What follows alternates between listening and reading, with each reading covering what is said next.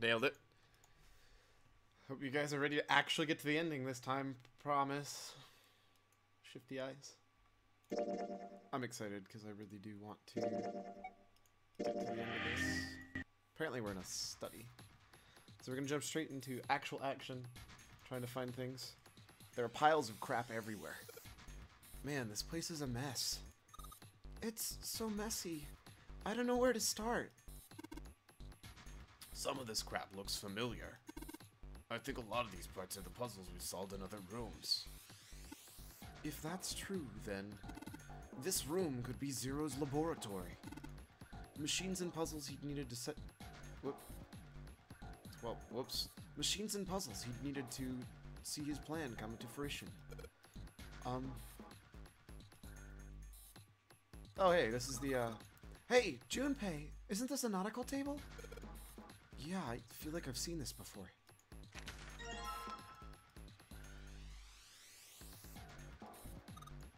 There's some old computer monitors on his desk. You don't see CRT monitors that much anymore. There's a control panel in front of a big screen here. I wonder if any of these buttons do anything. There's something on the screen now. What's this? There are 15 cells here with numbers and letters in them. Let me see that. Ah, I see. Whenever you touch a cell, the one next to it turns on or off. You just gotta use that to mark all cells on the bottom and write green. Hey, Junpei! I found this piece of paper under that thing. You want to take a look at it? Think it might have something to do with the puzzle? It's a piece of paper Clover gave me. There are a bunch of numbers and letters connected by equal signs on it. Just like she said, this is probably related to the puzzle on the screen somehow. Thanks, Clover. This really helps. Well. Alright, let's go back and try again. Anyways, looks like I just need to make all the cells all green.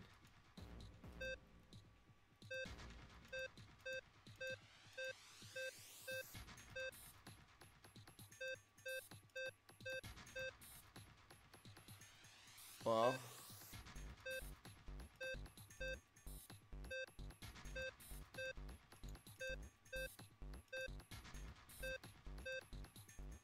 Interesting.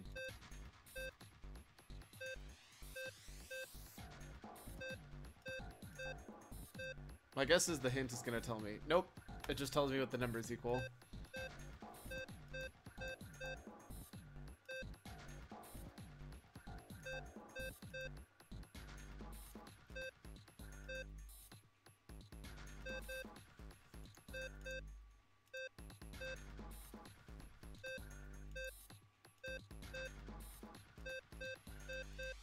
I guess I'm going to have to math this out, but I don't really want to do this right now, so we're going to do this next. This is a lot harder than I expected. Well, according to the chart Clover gave me, I just need to plug in a number for each letter. No, I don't. I didn't mean to do that. Boop, boop, boop, boop.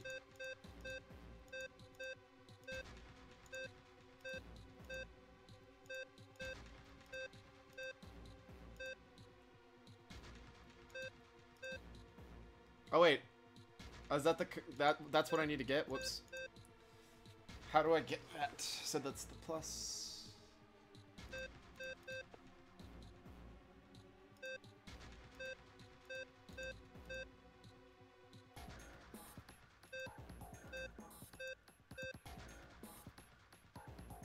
Oh man, I thought I had that one right. Crap.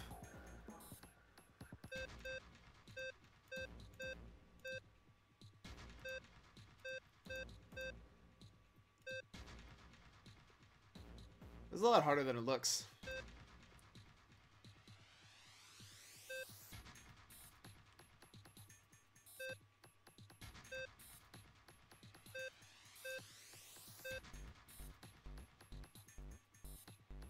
I don't know how to get that design though.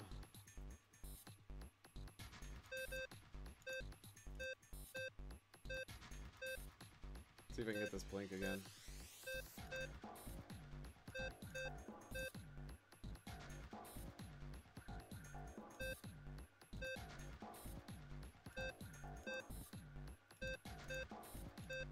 There we go. Okay, so if it's blank...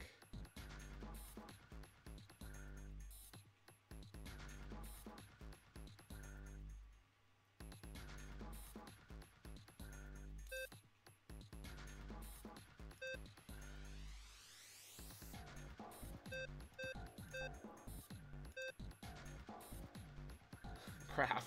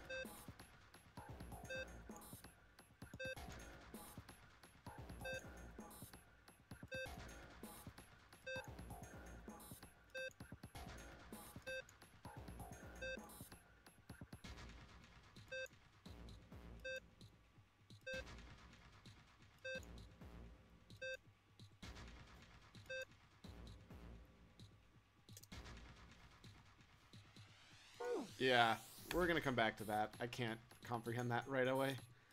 Let me guess, another one? Oh no, this one looks easier. Huh? What's this? Oh, wait a minute. I saw something like this when I figured out that Morse code puzzle back in the communications office. Morse code? Yeah. The dots on here look like dits for Morse code. No, they don't. Well, other than I'm missing stuff, maybe. Because it shouldn't be dot dot. So is this dot dot dit dit? Or dit dit dash dash dit dit dit dit dit dash dash dash? There's 2 dots on the first line, 4 on the second, and 1 on the last. I'm afraid I don't understand. Well, perhaps you should give it a shot anyway. Alright, I'll try. Before I do that, though, maybe I ought to run through the instructions. If I just tap the button, it'll enter a dit. If I hold the button, it'll enter a da.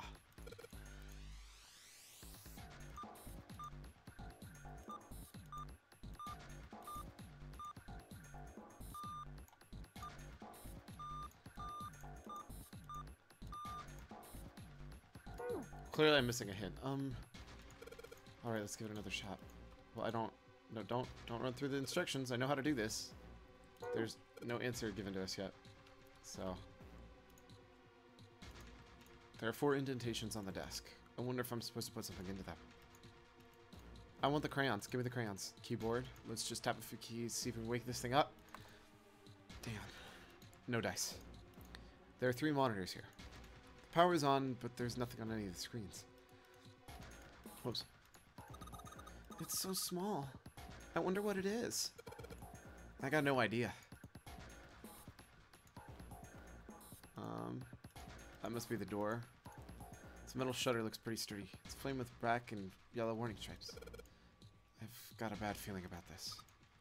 I don't think we're gonna find a relaxing sunny garden on the other side of that thing. Oh, come on. What the hell are you scared of? Let me handle this.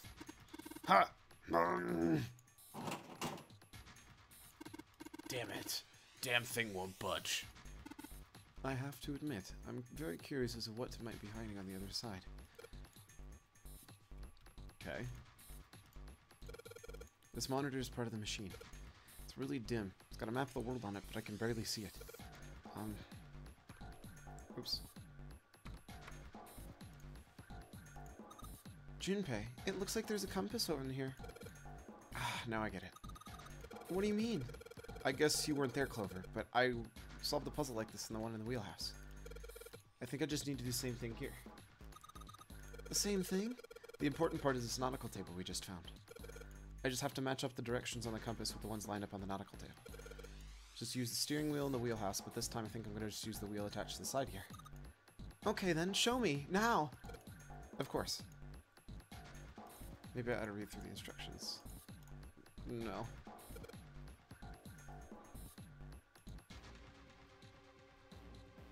South.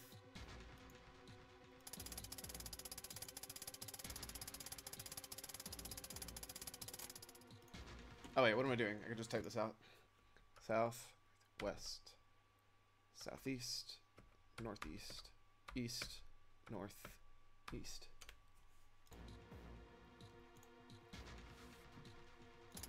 Whoops, that's the wrong direction.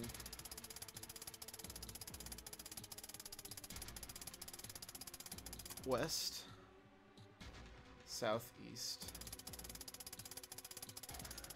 Why do I keep doing this wrong? Northeast.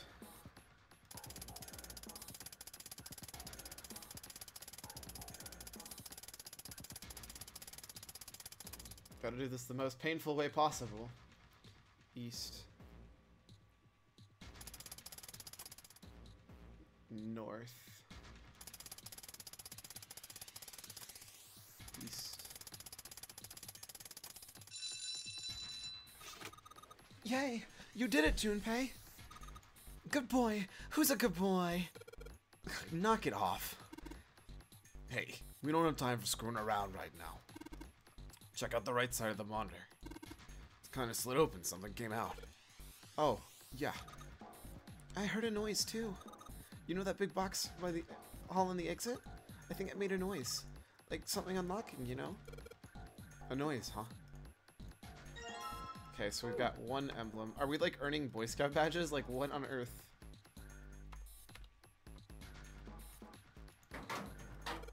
There's something written on these pieces of paper. Looks like about 3 sheets of this stuff.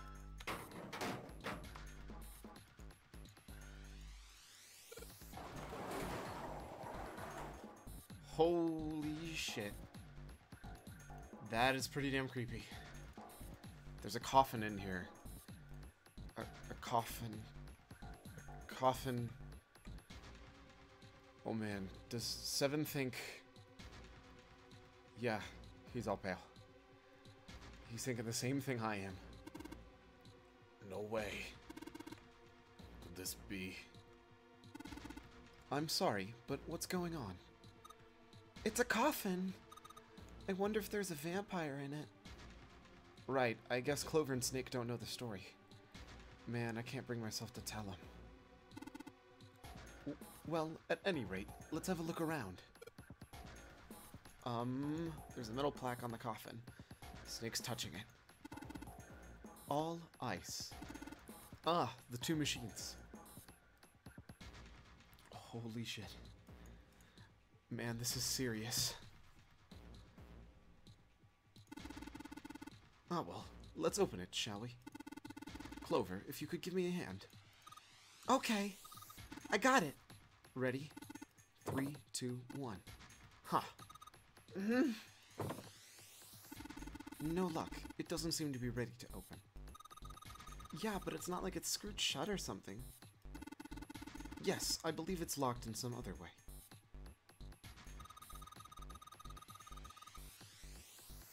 Sorry, what?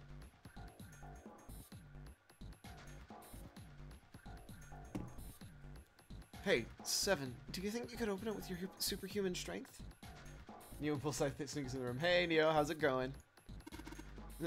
No, What's wrong?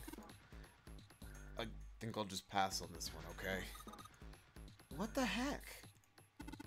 Very well. We'll have to give up on the coffin for now. Let's take a look around the room more, shall we?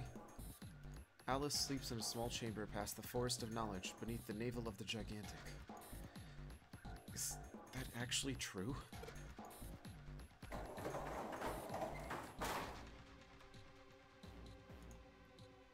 There are piles of crap everywhere. This is a pretty impressive mess. If we try and search every one of these, we're gonna be at it till the cows come home. What? Who says that? Nobody says that, not even you. Well, that doesn't seem too bad. We won't have to bring them in ourselves, then. Don't you get smart with me, kid. How about we deal with this area later, okay, guys? Maybe we should try something more promising.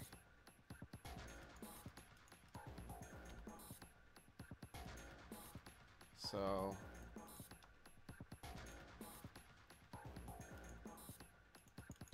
Oh, that's right. We already took that. Okay. Gosh, this desk is really big, and it feels really sturdy.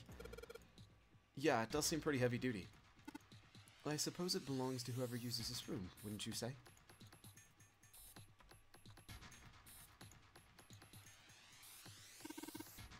Come on, Junpei. Knock it off, alright?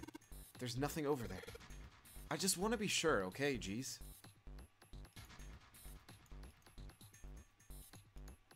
Let's just drop the emblem of steering wheel in here.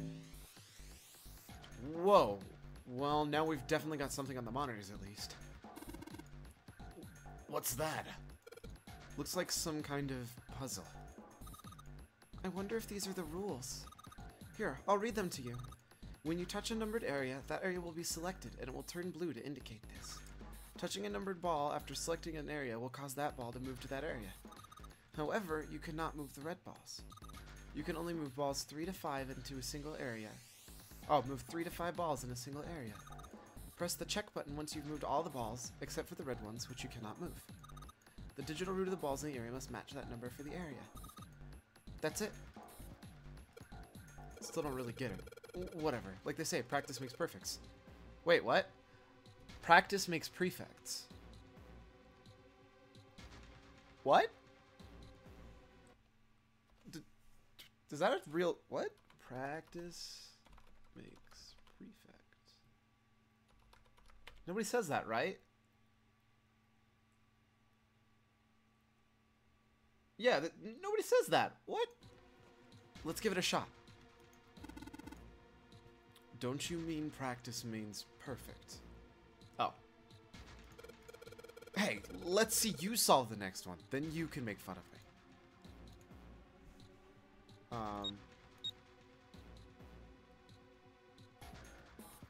So let's start with 6, 3.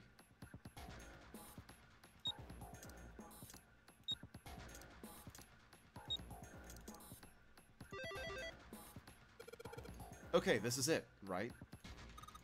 But nothing's happening. There are still 3 more indentations left empty. I imagine something will happen when they are all filled. Doesn't that seem likely? I agree. Damn it. Looks like this thing's locked. Well, I guess you have to practice to become a prefect? Eh? I guess? It's not moving. Well, it's pretty obvious how we're supposed to open it. Finishing all of these puzzles, but I don't... So I've got this mini puzzle. Hey, piece of paper in here. What have you found in there, Junpei? Looks like someone was working on a solution. It's got some handwriting on it, too. Thank goodness. Otherwise I was screwed. The file in Junpei... Oh.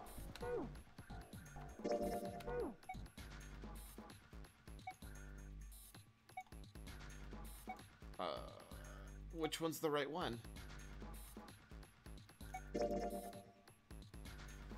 This document says 9-panel cross puzzle. First draft on it. It was found in the filing cabinet room.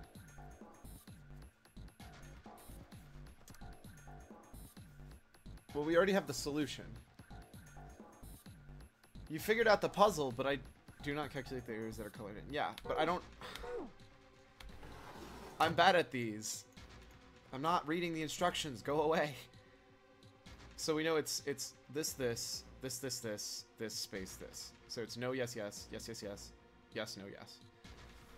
But I'm really bad at these puzzles. Should we backseat game? Oh, if you already figured out the answer, please do on this one. Which buttons to click? Yes, please do, because I'll never get this one. I really never will. I'm really, really, really bad at these.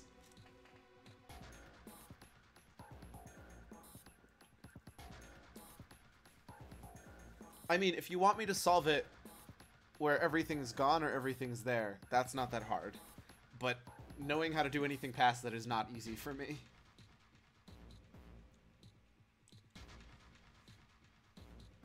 Left, top, right, bottom, middle, top, left. Okay, so left, top, right, bottom, middle, top, left, left, right.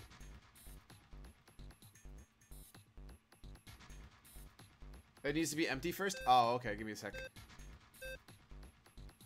Oh, let's try again. Left, top, right, bottom, middle, top, left, left, right. Did I do that wrong?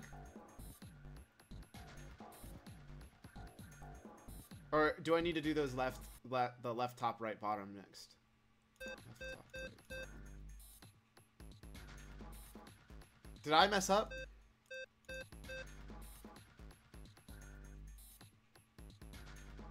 Here, let me empty it again.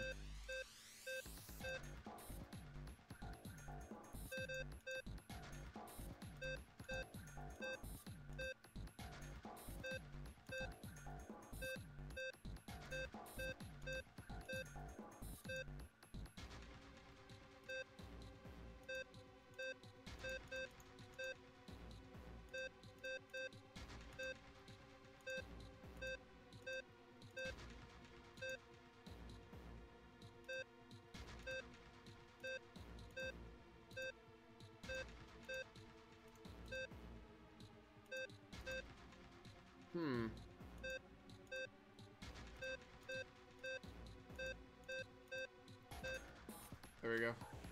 Give me a second. Okay, I can wait. I obviously don't have a good solution for this either way, so.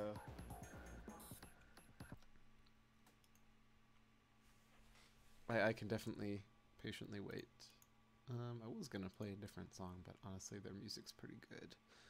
So I'm just gonna leave it their music.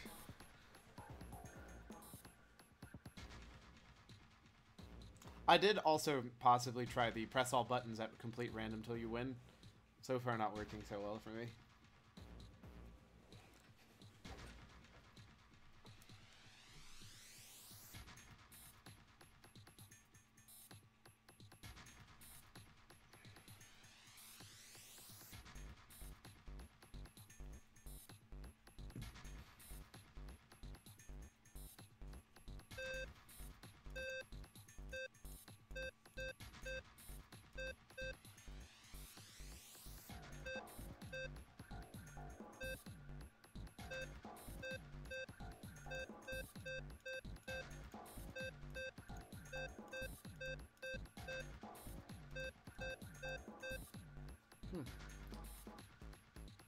Start on the top left and go clockwise or along the edge.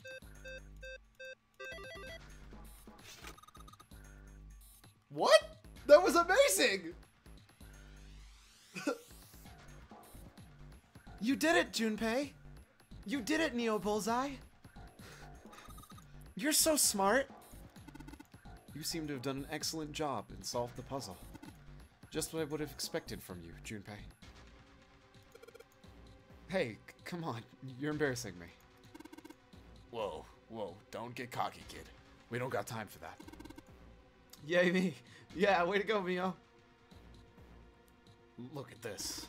Check out the right edge of the control panel. The lid slid open, something came out. That's amazing. I'm not gonna lie, like, that was just really cool to actually, like, be able to do that and have it work. Have you figured out what you're supposed to do, Junpei? It looks like the word supposed to go here has 3 letters. It's got 3 lines in each, and I think each line is 1 letter. I see. Well, in that case, perhaps the letters you need are made up of 2 symbols, 4 symbols, and 1 symbol, respectively. After that, isn't that all just what you said? 1 line has 2 spaces, the next 4, and the last only a single space. I see. So in other words, I've got to... Excuse me, goodness. Enter either the dots or the dashes. In a set of 2, then a set of 4, then just 1.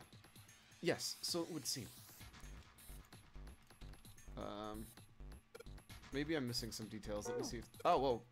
Where did I get that information from? Sorry, there's new information that was there already. A-L-L. Oh, hey, they gave me the solution. That would be all, correct? Yeah, it said all, and I had to make those letters green. What about it? Well, I thought perhaps that might be a hint. The solution to that puzzle was all. If that's so, what is the solution for this one? Probably not all, but at the same time, A, L, because I can't do a second L. A is 2, I is 2, M and O.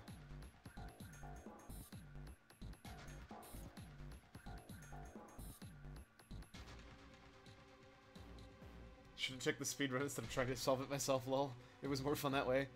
Are there actually people who I guess there is some game to this, so it does make a lot more sense to speedrun it. So if that was all... It's obviously not all again, right?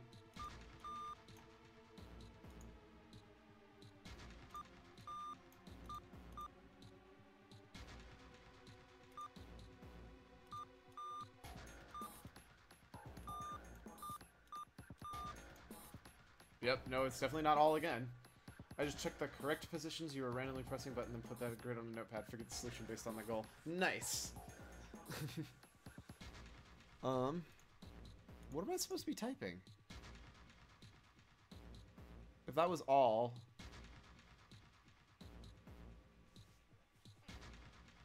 The opposite of all is none, but that doesn't help me.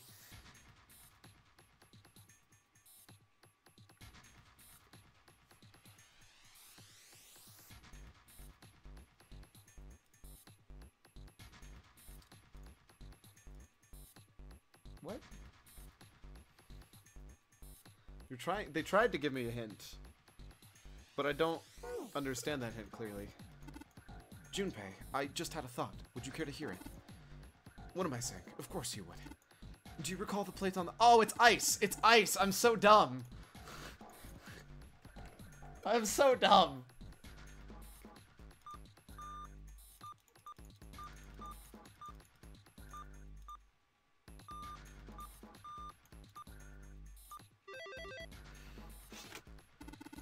I see. It seems you have solved the puzzle, Junpei.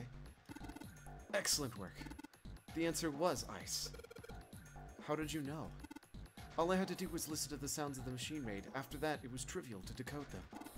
Ah, yes. I believe I heard a noise from somewhere on the right side of the device after you solved the puzzle. It sounded rather like something slitting open. Do you see anything that could have made that noise? Yeah, that's true. Ah, yes, one more thing. I heard a sound from behind the shutter. Perhaps the coffin is unlocked now. What?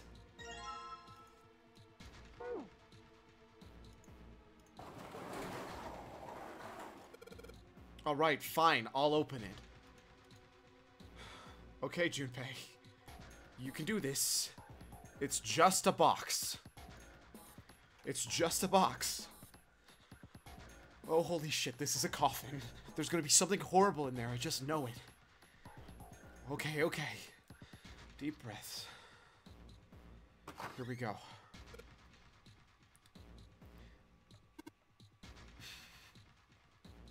Figured a giant list of all the combinations probably makes sense. Overcomplicating things, lol.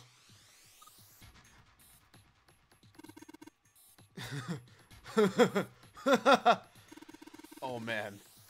There's nobody in there. Shit. Can't believe I was scared of something like that. And before Zero installed a mummy jump scare screamer video just to mess with whoever entered this room. Lol. What do you mean, nobody? Were you suspecting somebody to be in there? It's a long story. Ask Junpei about it sometime. Well, just like Seven said, there's nobody in there. There is something in there, though. Well, two somethings, actually. What is that? There are two things at the bottom of the coffin. Looks we got a plate with an emblem on it, and... The Neptune key! Yes! We finally found it! Now we can get through the hallway! That's correct, Clover, but we do need to figure out how to get out of this room first, you know? Yeah, I know. Okay, let's get the hell out of here as quickly as possible. I don't have any objections to that. I don't think we'll use the Neptune key in this room. It's really important, though, so I'll keep it in my pocket for now. As far as this other thing goes...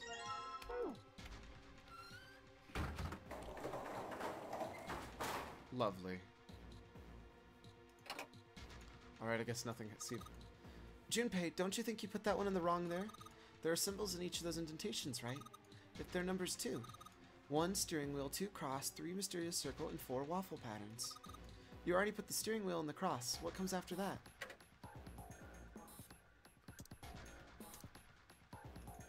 No, I didn't put the cross, though. Hey, Junpei, something just showed up on the screen. The Neptune key is not a giant trident. I'm disappointed. You're not wrong. I feel like if you have a Neptune key, it should legally have to be a trident. but, you know, what you gonna do about it? This puzzle sure looks a lot like the last one. Yeah, but there's more of those red balls you can't move. The numbers for each of the areas are different too. Looks like it's got the same rules as the last one, though. You sure you don't want to double check that? No, I'll be fine. If I get confused, I can look at the screen over there, right? Anyway, like they say, a picture's worth 1,000 words. Let's give it a shot. Isn't that a picture's worth 1,000 words? Hey, shut it. At least I'm trying, alright? Man, he can't get these out right at all. So no 1, no 9. Oh, it's literally the same puzzle that we had going through the doors before.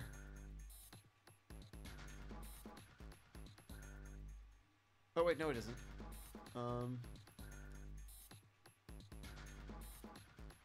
So obviously we can't do 7 and 1.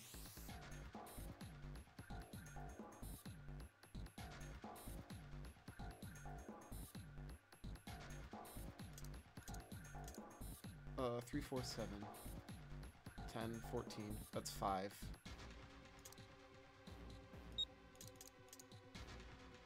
11, 19. That's 2. Or that's 1. Oh wait, I had it backwards.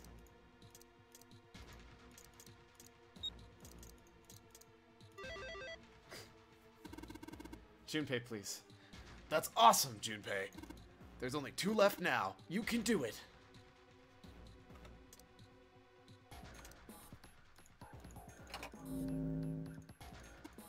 Damn, this puzzle looks a lot like the last one. Looks like the rules are the same, though. Don't you think you should double check it? Come on, this is the 3rd time I've done this. I'll be fine. So this is, if you can't think of anything clever, please don't strain yourself. You might hurt something. Damn, Snake, you a savage. Shut up. Just give me a break, alright? I'll think of something. So no 1, 3, or 9. And we need 2 7s.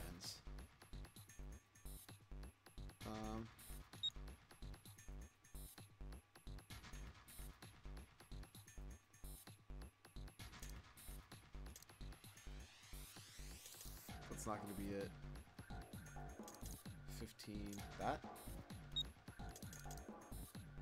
So that's 9. 15. So no.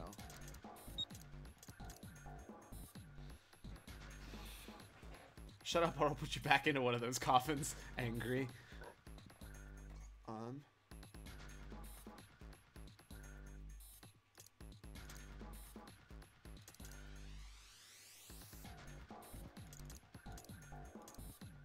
Oops.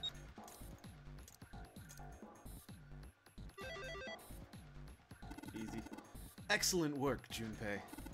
You've got only 1 left, and I can see the light at the end of the tunnel. Well, you can't actually see it, but you understand the light at the end of the tunnel. This is the 4th one. This puzzle looks a lot like the last couple. I think this is probably the last one. Once we solve this puzzle, I'm sure something will happen. Alright. I'll solve it in no time.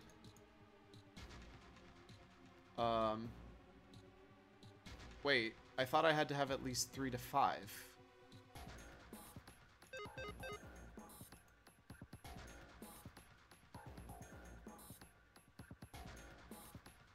What?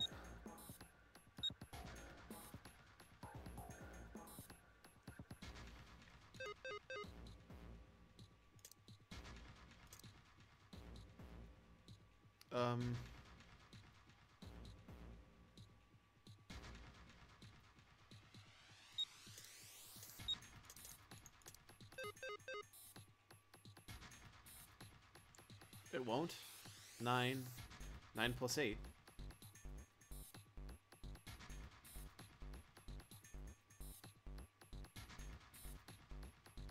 7. What?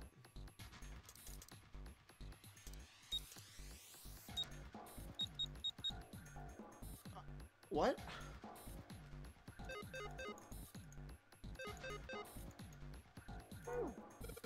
Damn it, I just don't get this at all. The rules are displayed on the screen. Maybe I should read it again.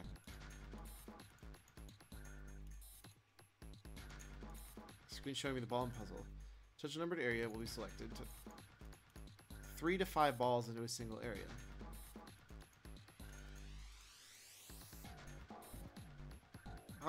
How do you solve it then?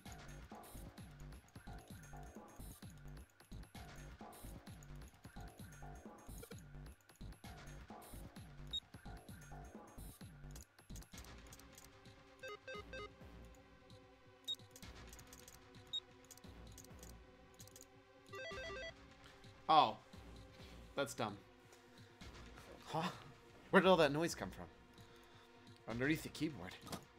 Way to go, Junpei! You answered all the questions! Damn, Junpei. Good job. Hey, did you hear something just now? Yes, I heard that as well. From the bottom left corner of the desk, I believe. Oh, the drawer. Duh. A picture. Picture? In the drawer was a single picture. He picked it up. It was a photograph of 4 men. What the? And now we know exactly who everybody is. To be fair, we already knew this. We already talked about it. But it's Ace, the 9th man, Mr. X, and Cap. Involuntarily, Junpei's eyebrows shot up. He'd seen 3 of them before. Yes, because you haven't seen Mr. X. What the hell is this? This man with a mustache on the right. He's the same guy we found murdered in the captain's quarters. He had the zero bracelet on his left arm. And this second man, with the glasses and a doctor's coat. He's the 9th man. The one with bracelet number 9. He died after he went into door 5. But this guy, the one in the striped suit. Oh man, that's Ace. Yeah, I guess it is. No doubt about it. Seven and Clover had come to peer over Junpei's shoulders. But what does it mean? What is Ace doing in this picture? Not only Ace, the 9th man and Cap too. As Junpei looked closer, he noticed the expression on each man's face. Their smiles suggested that they were close, at least to some degree. And they look happy, like they knew each other well. Does he not notice this is also on the ship? Why? How? How in the world are these 4 men connected? Snake's voice broke into Junpei's thoughts. You say Ace is in that picture? Yeah, it doesn't look like it was taken recently though. Ace, the 9th man, and Cap all look about 10 years younger. Ah, so the 9th man and the man you found murdered in the captain's quarters are also in the picture? Yes. Yeah. That's what you said. Is there anyone else? Or are there only 3 people in the picture? I'm afraid I can't see it. There is a 4th person. No, there's one more guy. He's got kinda long hair, he looks smart, but a little cold. He's the only one I don't recognize. 'Cause he did. Snake knit his eyebrows. What's the date of the photograph? It doesn't have one. Did you look on the back? The back? Yes, the reverse. The other side. You know, where people usually write dates on the photographs. Junpei flipped the picture over. Huh. There it was. To be precise, it wasn't a date, but it was certainly significant. He read it out loud, so that Snake would not be left in the dark. Praying for the success of the Nonary project.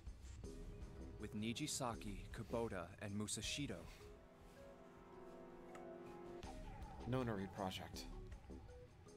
Nijisaki. Kobuda. Musashido. Junpei immediately flipped the picture back over. Snake is not left in the dark, but yeah, remember he could see the light at the end of the tunnel. Then the 4 men in this picture were the organizers of the Nonary game 9 years ago.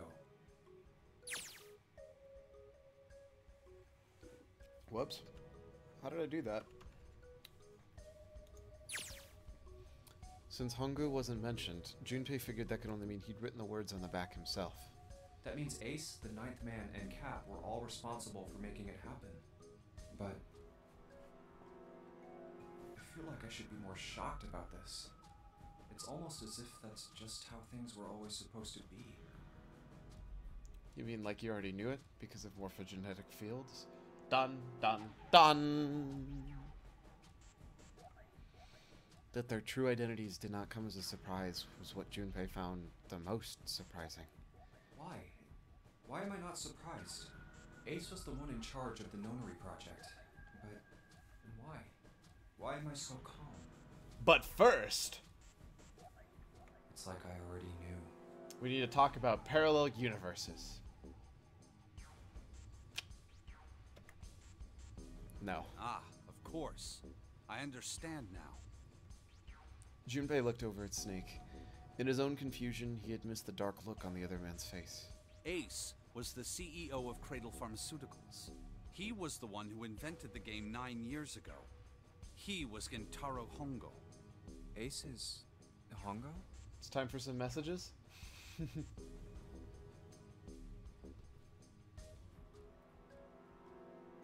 So is Ace evil in this parallel universe or not? Ace is always evil in every parallel universe.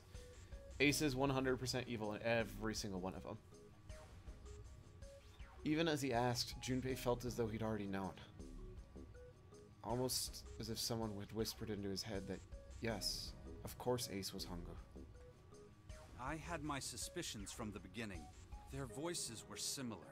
Too similar to be a coincidence. I could never forget his voice. It was the voice of the devil. I couldn't be sure, though. After all, I had no way to check. I certainly couldn't ask him. Even if I had known, however, I would never have told you. Zero made it quite clear what would have happened if I did. Oh my gosh, I had no idea. Huh? I didn't know that Ace was Hongo. Oh, yes. I suppose you wouldn't have.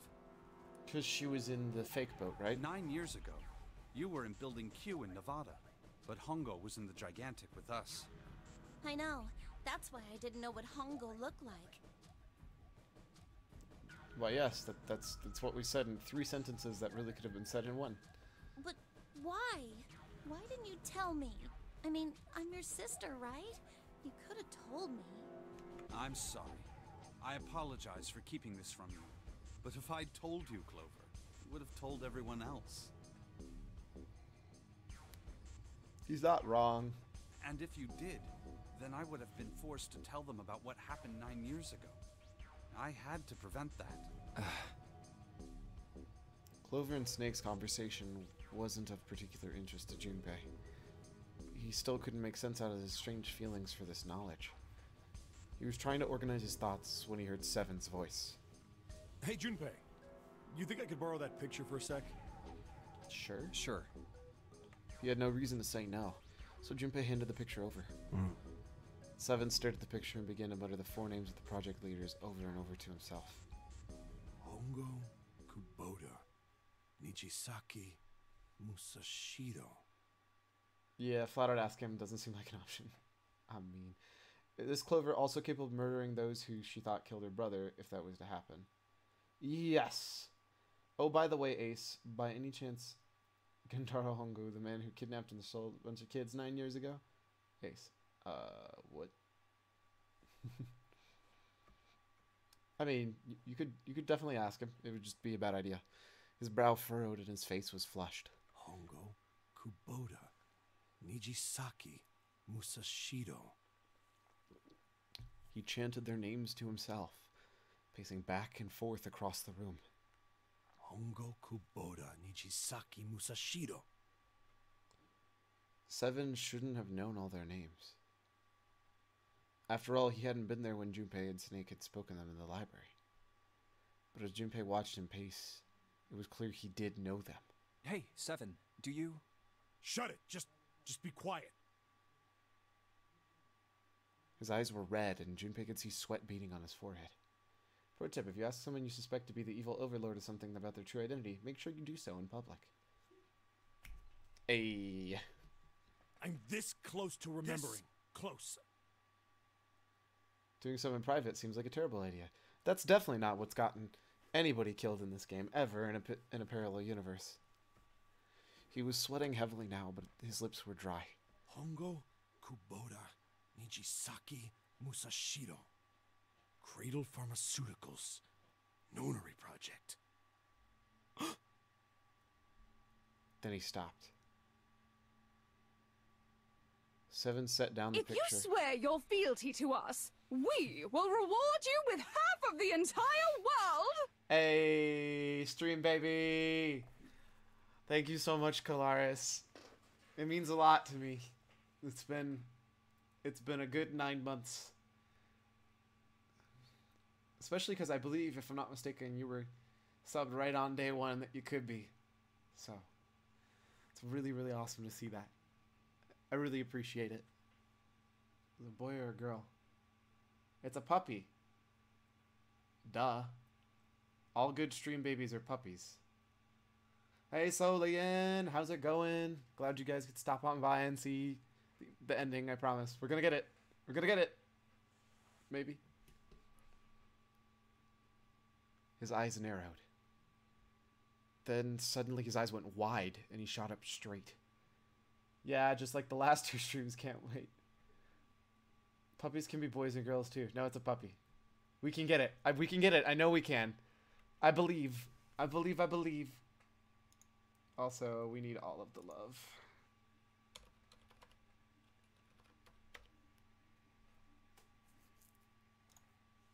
Shit. Welp. What? What's wrong? Holy shit, this is nuts. What's nuts? I remember Remember what? everything. 7. That's it. That's what? Snake, you discovered a new recipe? 7. Shut off. Love it. Everything? Yeah, I remember all of it. My memory's back. That's a good thing. Well, this music does not sing hermaphrodite puppy clowns. I don't care. I'll have a puppy of any kind. A puppy is a puppy. It's the best kind of puppy. Trick Heart, Ferocious Hug, and Kailari Heart. And then Jovine Love. All the best. I love how it's actually 3 different, like, second parts of the I remember emote. what happened before I got snatched. Love, Hug, and Heart. 7's voice was filled with excitement. What? Shock and excitement had frozen Junpei in place, along with Snake and Clover. One more heart emote. All the hearts. Let me tell you what happened. 7 hastily drew his shaking hand across his mouth and began to speak. Like Snake said, Ace is Hongo from the right. The other 3 are Musashido, Nijisaki, and Kubota. Musashido was the man with the cash. Nijisaki was Hongo's right-hand man. And Kubota developed the actual technical details of the experiments. Realization began to dawn on Junpei, along with the pressing question. How do you know all this? Come on, man, I told you, I finally got my memory back. No, that's not what I mean. I'm trying to ask you why you knew all this stuff in the first place, before you forgot it. 7 rubbed the scar on his chin. You really want to know? Of course. Want to know how I got these scars? Me too. Snake was the only one who didn't voice any sort of agreement. It looked to Junpei as if he was simply waiting to see where Seven's sudden recovery might take him. This is gonna take a while. Hell, it'll probably take me a good 3 days to tell you everything. Junpei's voice actor is meh. In my opinion, Junpei's voice actor is actually the weakest of all the voice actors. That said, from what I've been told, the second game, all of the main character is completely unvoiced. So, it's me now? Well, we don't have 3 days. Just give us the short version, alright? Short version, huh? The big man pulled his hat off his hat and scratched his head. He made a face and put his hat back on. I agree with you, he's definitely the weakest. Yeah. Alright, fine. I'll give it a shot. No promises, though. Junpei and Clover nodded earnestly. I'm a detective. It's a little awkward to say this about myself, but you could probably consider me a lone wolf type. I could tell you, but then I would have to kill you. Not funny, dude. Seems good. I hold to my own code, because I think doing what's right is more important than doing what you're told. Seems reasonable. That's why I followed my gut that night. A slim lead brought me to the wharf. It was 9 years ago. The wharf had been cold as fuck, and I could barely see squat. Hey, wait. I've been told this story before. I was investigating a mess of kidnappings, all of them children. 7 equals 007 confirmed. It all had one thing in common. A history of visits to one particular hospital. A hospital under the management of Cradle Pharmaceuticals. My investigation had turned up evidence that Cradle had been involved in the kidnappings. After a little sweet talking, I managed to finally get a real lead from someone inside Cradle. My source told me this. Tonight, a ship is set to take the children to a large passenger liner docked offshore. So I headed to the wharf. From the shadows, I searched the harbor until I found the ship he was talking about. There was a bunch of movement there. He looks so different. Men in black suits, many of them carrying large bags. Bags. There was something about the way they moved as they were carried. So wait, if 7 is secretly 007, does that make him some kind of 00? No doubt about it. There were human beings in those bags. I moved before I realized it. I came out of hiding with my gun already in my hand. Don't move. I felt metal touch the back of my head. Drop the gun. I could kill you right now. It'd be easy to get away with it, too. Just tie an anchor to your feet, and no one would find you for a week. Not what you want. The fish here would love a meal. I kept digging the cold metal thing into my skull. There was nothing I could do. I did what he said and laid my gun on the ground. Then suddenly, there was a sharp pain in my neck. A needle. Ugh. A drug? No. That was my last thought. My face hit cold concrete. I was out like a light after that. I woke up on a hard floor. Damn it. Shit, my head hurts. I did a quick once-over of the room. Where am I? A small, shabby bed, a dirty sink, a toilet with no privacy. I'd seen it countless times as a cop. I'm in a cell, huh? Facing the toilet was a door set into the wall. I was still pretty woozy, but I made my way over to it. I pushed and pulled on it, but... it won't open. Not like I expected much else. Would be dumb enough to put me in a cell and leave it unlocked. Threw myself against the door a few times, but it wouldn't budge. I knew it. I gave up and made my way back to the bed. And sat down. I sat there for a very, very long time. I was just about to say. Then, I heard a faint voice. The voice was far away. I couldn't understand what it was saying. The 9 door. But I could hear one. Cell doors are generally not designed to be openable from the inside. Yes, that is true. That would be a normal door. Not a cell door. It was pretty high. Probably a little kid. Huh? No. I hear 5. Or 6, maybe more. Where? Where are they coming from? I pressed my ear to the wall and tried to listen through it. No, that's not it. Left. It's coming from under the bed? I hauled on the metal frame and flipped the thing over. And there the bed had hidden an air vent under it. The hole in the wall was covered by a metal grate. I dropped flat on the floor and peered through the grate. I couldn't see shit, but I knew it in my gut. This was where those voices were coming from. I also don't know how he fits through this grate. Hold on. Why are there kids here? But then when my inside man told me, he popped into my head. Tonight, a ship is set to take the children to a large passenger liner docked offshore. Whoa, whoa, whoa. Am I on that ship? It didn't matter. All I knew was I had to get to those kids. I checked out the metal grate. Sorry, it's surprisingly chilly in this room. Could I fit? I stuck my fingers in and grabbed it. And then...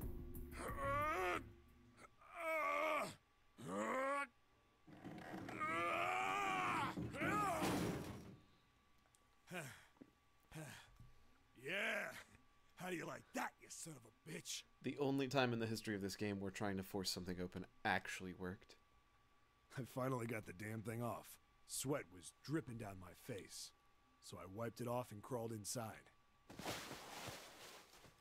The first bit or so was tight. I had a wriggle on my belly. Wind up eventually, and there was space for me to crawl along on my hands and knees. I went from crawling like a worm in dirt to skittering like a bug, and when I'd been in the thing long enough to start wondering where it'd take me, a massive sound nearly scared the piss out of me.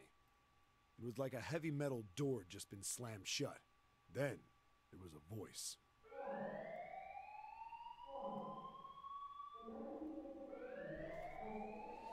Oh, it's the last number 9 door. Oh no!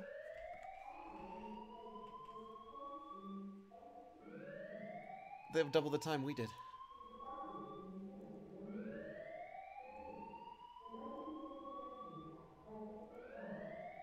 What? I wasn't sure what it meant, but anything with incinerator is bad news. Then, almost as if that was a cue, I heard a mess of young-sounding voices. A bunch of them were straight up screaming in terror, and all the sounds together made a howl that made the hair on my neck stand straight up. No. Wooden chest just dropping the thing. Lord. Damn it! What the hell is going on here? I scrambled through the duct as fast as I could. I made a giant racket, but I didn't care at that point. I soon found a metal door on the left side of the duct. The kids were screaming on the other side. This is a different story that he tells. I found it. I yanked the handle and threw the door open. I almost ripped the metal off its hinges. What the hell is this place? I couldn't no, it isn't. I saw. The room had a dome up top, and there had to be about 9 walls, all the same size. Up in the ceiling was an upside-down funnel, almost like a chimney. I looked down. There they were, the kids I'd been searching for. They all gawked up at me, suddenly silent, for the moment, from surprise and fear. Scared of the room or me, I couldn't tell. Probably both, actually. Not like I can blame them running into a mug like this when they're already scared shitless. Shouldn't Snake remember him then? I snorted at my own dig at myself and turned to the kids. Don't worry, kids, I'm not your enemy. I'm one of the good guys. All of them stood there, frozen. Well, except he was a boy slightly older than the others, in a private school uniform. Who the hell are you? He stepped forward and glared at me suspiciously. It's Santa. I'm a detective. I'm here to rescue you. It looked like they relaxed some the second I got the words out. How are you gonna help us? Where's the exit? There isn't one. The doors we came in through won't open, and the door over there... He kinda cut himself off. I think he was considering something before he changed his mind. Anyway, there's no point. We can't all get out of here. If we don't get out of here, we're gonna be burned to death. Burned to death? Can't you hear it? That voice said the incinerator's gonna start up soon. So...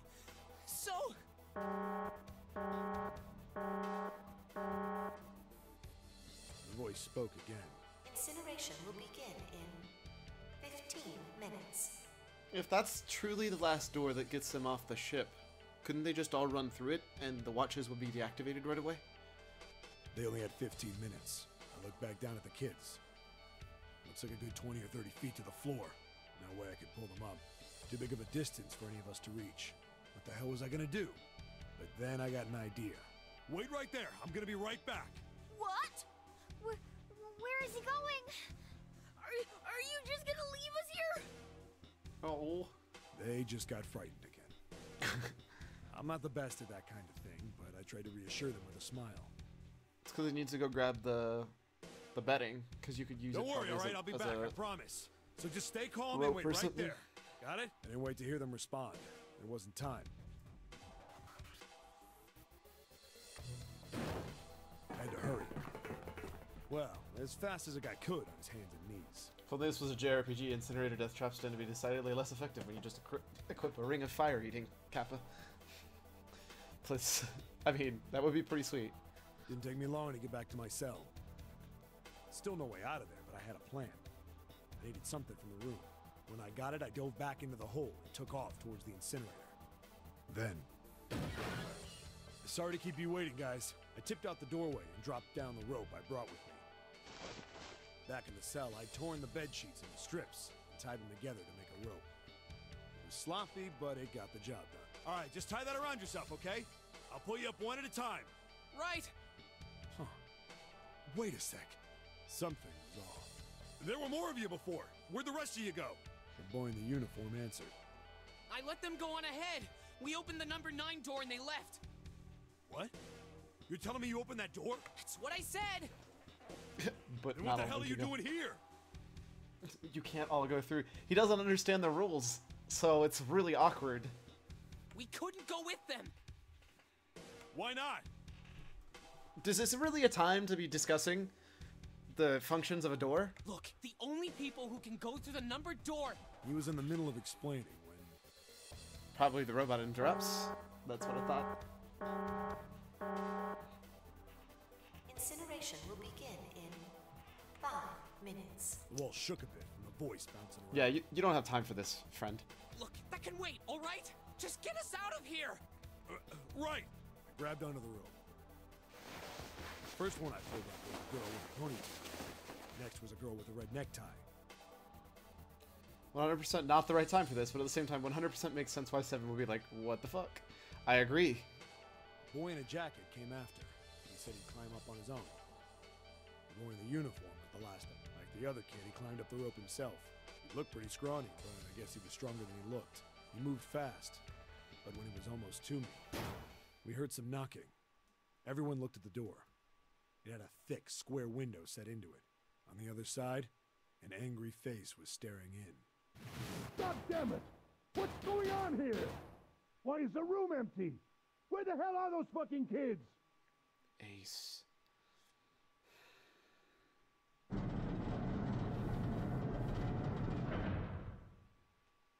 The door opened, and a man stepped in looking half mad with fury. I recognized his face.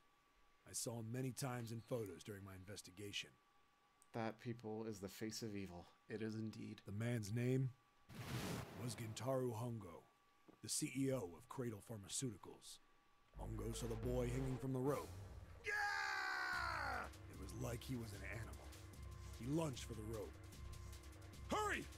I know! The boy in the uniform booked it up the rope. Shut up, Santa. You son of a bitch! Get back here, you little shit! 15 feet. 10. The second I could reach the kid, I grabbed him. I hauled him up and tossed him into the duct behind me. No! Hongo had lost it. Jeez. His face didn't even look human. It was like the bastard pulled off his fake face. He was really a terrifying devil or some kind of damn monster. I quickly reeled in the rope, leaving a furious Hongo yelling at me from the floor. You fucking bastard! You won't get away with this! How dare you compromise this experiment! Experiment? What?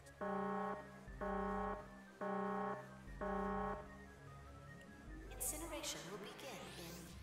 If only we could have just let him lock in there. Get back down here, you little shit. Oh yeah, that's really gonna convince me. Exactly. Exactly. 1 minute. Hey, old man! What the hell are you doing? Hurry up! Could you imagine in an alternate universe where he jumps down and kills Hongo? And kills himself with him? The boy in the uniform was trying to get my attention. I may have thrown a salute in the raging asshole's face before I closed the door behind me. Oh, savage. No point to going back to the cell, so we went down the other direction instead. After about 30 feet, we came across another duct on the left. This one was heading down. Everybody nodded and took turns sliding down it.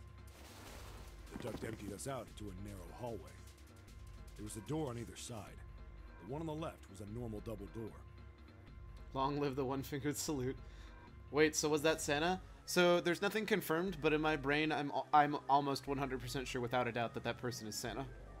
But the one on the right was familiar. It had black and yellow stripes, and a device next to it on the wall. No, it's the incinerator. Plate on it read, Incinerator. Incinerator? Yeah, that's where we were. It was the girl with the red tie who answered me. Sounds like a younger, Connie. We were inside an incinerator? Yeah, Hongo might still be there. It looks like it's been shut off, though. Wait, what? If he's still in there... Yeah, That's not good. I don't know. I'd be okay with that. That meant we better. We gotta get out of here. Go to the other door. Hurry! The kids started running, and I was close on their heels. On the other side of the door. Oh, come a large on, spiral man. Staircase. Come on, Didn't need man. to tell them twice. We went up and up and up. Our feet pounded the steps. Our arms pumping fast. Round, round, round. The devil was on the tear. The stairway kept going. We passed a couple of landings when the boy in the uniform said. Oh, hey, that's Snake. Yeah, so that's totally Snake. That's 7, that's totally Snake, and I think that's totally Santa. Meanwhile, back in the real world. Something's up. Akane's not catching up to us. Akane? My kid sister. The girl with the red necktie. No! So now we know that, that kid, no matter what, is, AOI? AOE? I forget. No. Akane. That's strange. Infinite running. I didn't remember seeing that name on the list of missing kids. Hey! Akane! He kept his hands around his mouth and yelled. Wall clock rings to 9 o'clock. Cue the ship sinking. Aoi. Okay, Aoi. So that means Santa is Aoi, which is that guy. Assuming I'm right and that's Santa. But we know as a fact that that's Aoi no matter what. Maybe we outran her. The boy in the uniform skidded to a stop. I stopped too. And so did the other two kids. When did we do that? Well, we passed a couple big rooms on the way here. Maybe she took a rest in one of them? She's trying to free what's-his-face because he thinks she's too good. She's too nice of a person and doesn't want people to die. No, that's impossible. All Japanese A's sound like ah, E's are E, and O's are I's are E. Or sorry, E's are A, I's are E, and O's are O, and U's are O. O. Jun, U. They're U. Okay. Sorry, I had to think of how I say Junko to understand the way you wrote U, because this is the problem with the English language of both O and O kind of, I don't know. Stupid English is stupid. Go figure. Sorry, Grandpa. You keep going. I gotta go look for her downstairs. Your turn to go. Hey, kid, wait! God damn it, I said wait! Wrecked. I don't think the kid even heard me. Fuck! I spun around to the boy in the jacket and the girl with the ponytail. I'm going after him. You two keep going, alright? You got it? The girl nodded and ran up the stairs. But the boy... I'm going with you. That's so Snake. You can just tell from his voice. Just like you could have told that that was Connie, and you could tell that that was, in my opinion, you can tell that that's Santa from his voice, too. I didn't have time to argue. I just nodded and took off down the stairs. I could hear him following me. Oh god, this is how Snake gets blinded and loses his arm. We ran all the way to the bottom floor, calling for her. Akane was nowhere to be found. No. God damn it, where the hell did she go? I could tell the kid was frustrated. And then suddenly... Help me! Somebody help me! No. We heard a girl's voice. Akane! The boy in the uniform threw open the door and leapt into the hallway by the incinerator. We rushed in after him. I couldn't for the life of me believe what we were seeing. That bastard Hongo had Akane by the arm and was forcing her into the incinerator. No! Come on, goddammit, move! No, I don't want to! Let me go, please! Let go of me! She planted her feet squarely on the floor and was struggling to get away. But Hongo was bigger and stronger. She wasn't gonna win. No. Akane! My brother roared with anger and charged toward Hongo. Help me! Ah! You're too late, idiot! See, they even call her Connie in here. Hongo lifted Akane bodily into the air and threw her, still fighting him, into the incinerator. Before we could even blink, Hongo had leapt through the door after her. We saw him land inside.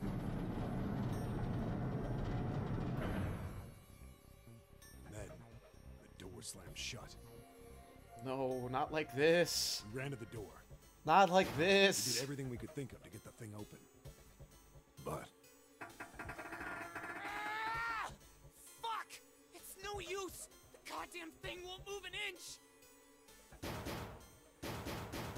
we started slamming his fists against the door. He was close to shattering his knuckles with how hard he pounded on it. Akane! Akane! Are you okay? Language white-haired student. Right? They're like 13. You came back!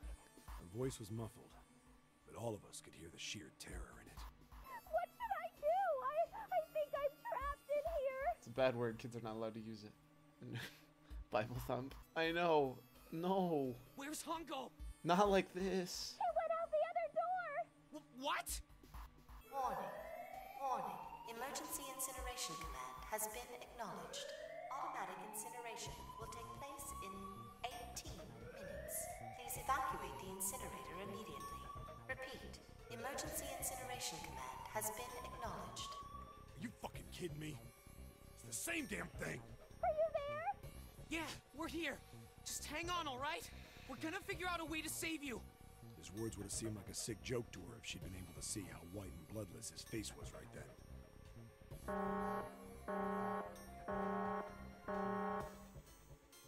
Incineration will begin in 17 minutes. Please help me! I'm really scared. I don't want to die, please. I don't want to die. I don't want to die. This is killing me on the inside right now. It's gonna be all right. I'll figure something out. I promise. I promise, okay? You hear me? I promise. They can't go through the ducts again because they're too tall. It was from the ceiling, so he'd have to be able to get up in the ceiling because they slid down. Can I vote for brutally murdering Ace? I fully agree. There is absolutely no room for ifs, ands, or buts in this room. Like, I'm so disgusted by this character. It was torture listening to her sobbing on the other side of the door. Her brother was nearly crying himself. He could only stand there, fists clenched so tight his knuckles were white. So boost one of the kids up to get her through the ducts? I don't think they can because I think it's like they literally slid down the ducts. I think it's not only in the ceiling, but it goes straight up higher too. And that's the problem. It was silent. All they could hear was the creaking of the boat as it shifted in the water. They waited. And waited. But Seven didn't continue. What happened then? Junpei couldn't wait any longer. He had to know. Seven looked at the floor. Then how did they get down without breaking all their limbs? You can slide down something that you can't get back up. Damn it, Seven, what's with the cliffhangers? Yeah, what are you, Jovine? Wait a second. Come on, man. Put yourself in my shoes. It doesn't end good. You think I want to remember that? No. Then... Yeah, shit. If I'd known it was gonna be like this, I almost wish I hadn't remembered. Seven shook his head.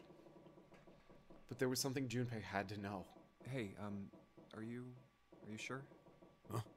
Look, I don't want to ask this either, but there's something I don't get. So if you could just tell me, did that girl, Akane, really... Seven tried so hard for the kids. He really did. He really did. Seven stared straight ahead at nothing. Yeah, I'm sure. There wasn't anything we could do. After a while, the countdown ended, and we heard something burning. The fire stopped, but we still didn't move. Me and the jacket kid were frozen. The boy in the uniform collapsed as if he couldn't hold himself up anymore. Oh my god. A few minutes passed. The door opened.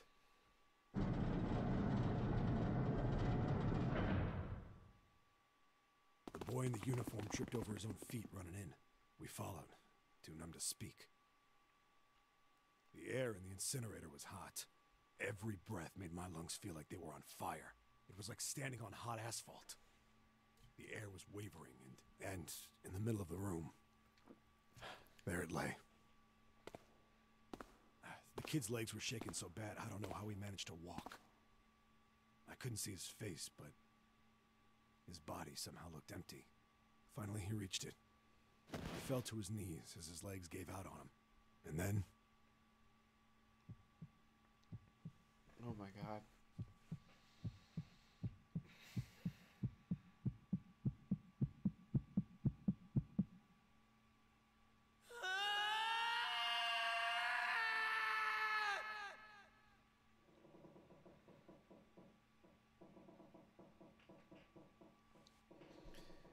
Junpei felt the cold lump form in the pit of his stomach. A feeling of sickening anticipation washed over him.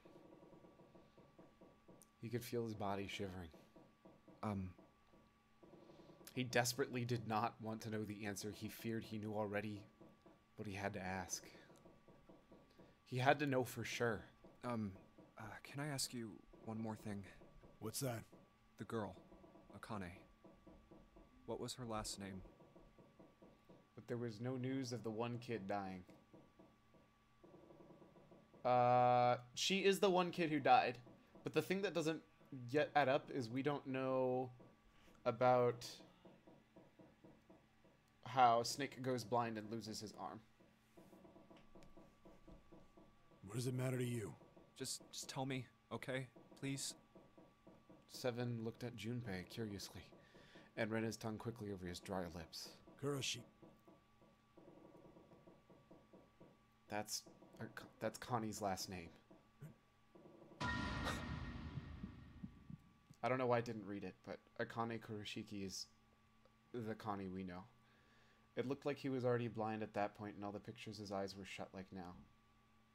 Was he? I don't know. I wasn't looking that close at his face. But it said it was an incident that happened during this. Something inside of Junpei stopped. He had no more words left. He had no more Junpei left. He was just a shell of flesh and bone. Seven turned to Snake. You were there that day, weren't you? The tall kid in the jacket. That was you, wasn't it? Junpei, I see dead people. Yes, it was. You are correct, Detective. So Snake knew all along. Junpei's mind was blank, withdrawn from the world. Somewhere far away, he could hear Seven and Snake talking. Don't misunderstand me. I told you before how Zero threatened me. There was nothing I could do. I couldn't say anything about what happened 9 years ago. So you're saying you're not working for Zero, right? Of course not. Clover, what about you? Hey, come on! You really think I'm working with Zero? I told you before, you idiot! I was in Nevada, in Building Q. I did hear that a detective rescued the kids on the boat, but I didn't know it was you. Her surprise seemed to be genuine. Seven regarded Clover for a moment and rubbed his chin thoughtfully. Well, I guess I believe you. Clover nodded. All right, let me ask you another question. He stuck his hands into his pockets and took a few steps. Then he stopped and turned to face them again. Santa's real name is Aoi Kurashiki. He's Akane's brother. That's what I thought. You know that? How did the Nevada kids get out?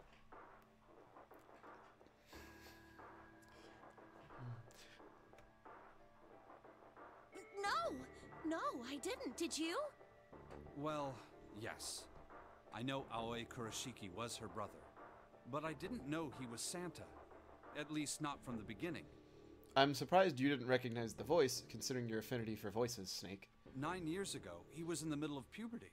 His voice is entirely different now. Whereas that makes sense story-wise, that 100% was not true in the way they had his character speak. I'm ashamed to say that even my exceptional hearing wasn't able to make that connection. Which is a bag of total crap, because Connie and Snake and, to be fair, that might have been the direction they went rather than actually making it as accurate as possible. As such, I had no reason to think Santa was Aoi. When did you figure it out? Clover told me that Santa might have been one of the subjects of the initial experiment. It was only a short while ago, while we were leaving the library. When she told me that, I had a feeling.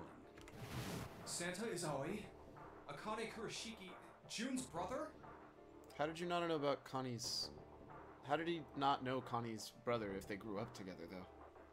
I mean, having the kid's voice constantly cracking throughout that flashback would have kind of like taken away from the horror of it all. You're not wrong. I feel like they did it as a... So they picked those voices exactly how they were, specifically to make it cool.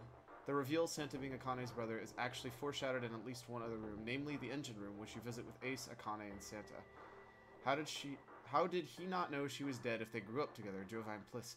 Well, that's... Technically speaking, it makes even less sense considering she's not dead. That's the problem. She's not dead. That spark caught a flame in Junpei's leaden mind, and the fog began to clear. Like, isn't that a more important question than the brother thing? Is it, though? Like an engine beginning to turn, images and thoughts begin to coalesce in his mind, coming faster and faster, forming bigger images, bigger thoughts. It explains why Santa seems to always want to care so much for June, though. Junpei blinked. He was back. There's still a lot we don't know. I mean, like, a lot. But there is one thing I think we can say we know. To be exact, Santa asked Junpei to get Clover and make her walk up and down the stairs to get a panty shot, even though June is right there in the room with them. What? I don't remember that being... Why is no one talking about Akane being dead and alive? What? Am I missing something?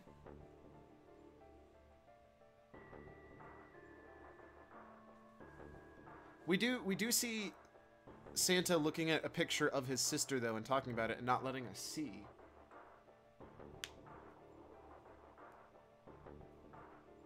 How does Akane not recognize her own brother? Because Junpei is the only one who knows who she is, I think is the idea. Well, Santa clearly knows. Santa clearly knows Connie is Akane. Is June not Akane, or did Akane survive the incinerator? I think they wiped her memory. The others don't know her name, right? So they don't know to be discussing why she's alive and dead. Yes, so the only person is Santa who should know. Everybody else shouldn't. I don't know. I'm hoping they explain more.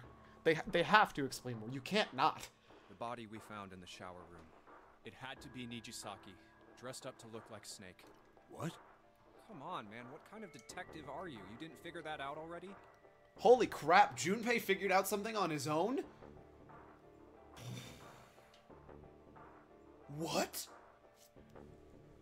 Hey, go easy on me, man. I just got my memory back, all right? Junpei, can you not? Slack. Well, if he is, the 3 murders make sense then, don't they? Yeah, that's right. Murder. Kubota blew himself up, but that was murder too.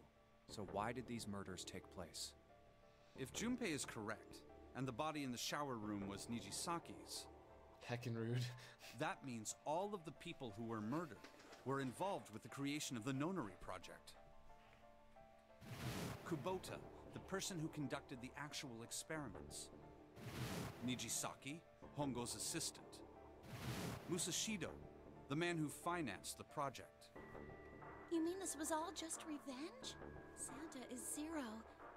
He's getting revenge for the death of his sister. That's why he killed them. No, I don't think Santa actually murdered anyone. In fact, Junpei didn't think. He knew. He couldn't explain why or how, but he had no doubt that Santa killed no one. Perhaps the madness of the last several hours was finally driving him insane, but Junpei ceased to be surprised at his sudden knowledge, and had even begun to accept it. Which is, if you think about it, he's... In this exact scenario, which is the only one that Santa likes, I mean, he even talks about how he lost in the other one. It's everything he thought would happen. He predicted everyone's moves. He was playing the game ahead of everybody else. If I'm right, then it's not hard to figure out who the next victim's gonna be, is it? I'm pretty sure I don't have to tell you. Yes. Yep. Right. Snake, Clover, and Seven all nodded. The next target will be Gentaro Hongo. The person who planned the Nonary Project. In other words, Ace. I mean, he deserves it. He's a piece of garbage. So... I'm okay with this? Junpei built up speed for 12 hours. That's how he knows Ace killed all of them. Lol. With the sole exception of Ace, well, I can hardly say I would be upset if Ace was the next one to die. Yes. There was a moment of silence. What? Is the boat flooding? And then the room shook. Thank goodness I was expecting them to be like, gee, golly gosh, no, Junpei, we don't know who the next victim is. Tell us. I mean, that would be pretty bad. Oh dear. Oh no. From far away, they heard the sudden rush of water. Whoa, what the hell's going on here? Must be 6 a.m. Our time is up. Shit! Come on, we need to get out of here. How? The drawer that held the picture held a key card. It's 0. Junpei grabbed it. I'm betting this sucker opens the exit. Come on, let's go. New material has been added to the file screen. Wait, what? Keycard 0. Okay, what? Oh, the picture.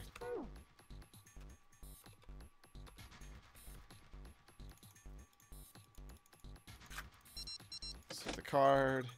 Junpei, look! It's unlocked! Yeah. Now we can get back to the library. Hurry up, Junpei. We don't have time. Let's go. Goodness gracious. Why did they even make me do that? Seek a way out. Why did I just get an achievement? Gained all memories of escape in 999. Oh, okay. So that's officially the last... that's officially the... So close to the escapee? Escaped on hard difficulty in VLR. That must be the second game. Huh. I think the shaking stopped. It would seem so, but we are yet to be out of danger. Damn it, Simon. Did you really have to take that long with all your exposition speak? Oh, come on. It's not like anybody stopped me. Besides, you kept asking questions, too. No time for this. Let's keep moving. Yes. You're right. Let's hurry. You found a way back?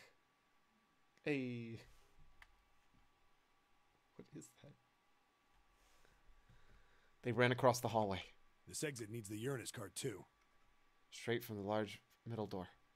Next to the door was the Uranus card reader. Hey, June. Yeah, I know. They slid the key through the door, and the door rumbled open. All right, it's open. Let's go. Out of the library and into the hallway they ran. At the end of the hallway was a door. Junpei reached into his pocket to pull out the key as soon as he ran toward it. Okay, Neptune key. Let's see if you work. He turned Yes! I think it unlocked. The lock clicked. As one, they shoved the door open and poured through it. In front of them was another great metal door. Above it was a metal plaque. Oh yeah, we found the last planet key in the back room, right? Yep, it was in the same spot as the last badge. It was in the All Ice, or Alice, coffin. It says incinerator. So this is the incinerator. This is the first time I've seen it from this side, but yeah, I think so. Then there ought to be a lever near the door. Yeah, right here. Junpei ran up to it. Pull that and the door should open. Got it. As he spoke, he pulled the lever. The motor in the door groaned as it slowly ground open. There was no time to waste. Let's go. As soon as the door had opened, for enough to admit them, all four dashed through. Then suddenly there before them were the four who they'd parted from earlier. Ace and Lotus stood in front of the number 9 door. Santa was curled into a ball against the incinerator, holding his stomach. And there was June. She sat slumped against the wall, exhausted. What the hell is going on? Junpei ran towards June. He skidded to a stop in front of her and knelt down. What's wrong? Are you okay? Dashing into an incinerator seems like a bad plan. Pff, no. Here's the thing for you. Check the files, then check the E-level map.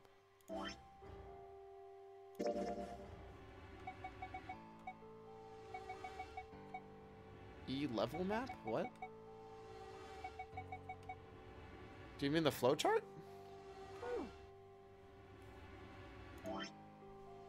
Yes, they all did just dash into the incinerator. Oh, no, you mean the map.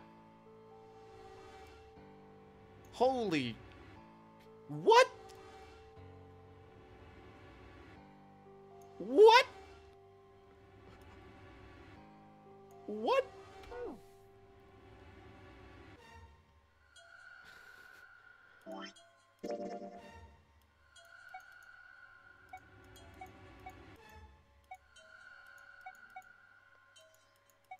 Oh, there's a giant hole in the map. What the heck? So, you promised to finish today. Yeah, I did. I just remembered it being a file rather... I just remembered it being a file rather than its own section. Oh, okay. Jesus Christ. This is gonna take forever. Her face was pale and her lips dry. When she spoke, he could barely hear her. Jumpy, you came to get me. Please don't kill her again. Of course I did. I made a promise. I'm so glad you're here. So glad. She mumbled the same words over and over, weakly. Junkei could feel his heart breaking. Hey, what happened to you? I'm fine. I just fainted. I wasn't feeling very good. That giant burn hole, that's where the incinerator... Oh, ha! I see what you did there. I mean, if she dies again, presumably she'll just come back to life again or whatever. Shut up. That's not how that works. I'm feeling a lot better now, though. Are you sure? Yes. I just need to rest a little longer. I'm sure I'll be fine. You shouldn't worry about me. She was looking towards Santa. Do you have any evidence that's not how that works? Thinking. Junpei turned to look as well. Santa. Santa grimaced, his face contorted in pain. Seven grabbed him by the collar and roared at him. Hey, where is it? Where's the gun? You hide it somewhere? Despite himself, a grunt of pain escaped Santa's lips as Seven shut. I don't have it. I got sucker punched and they took the gun. What? Who took it? What? Isn't that obvious? I took the gun. Ace.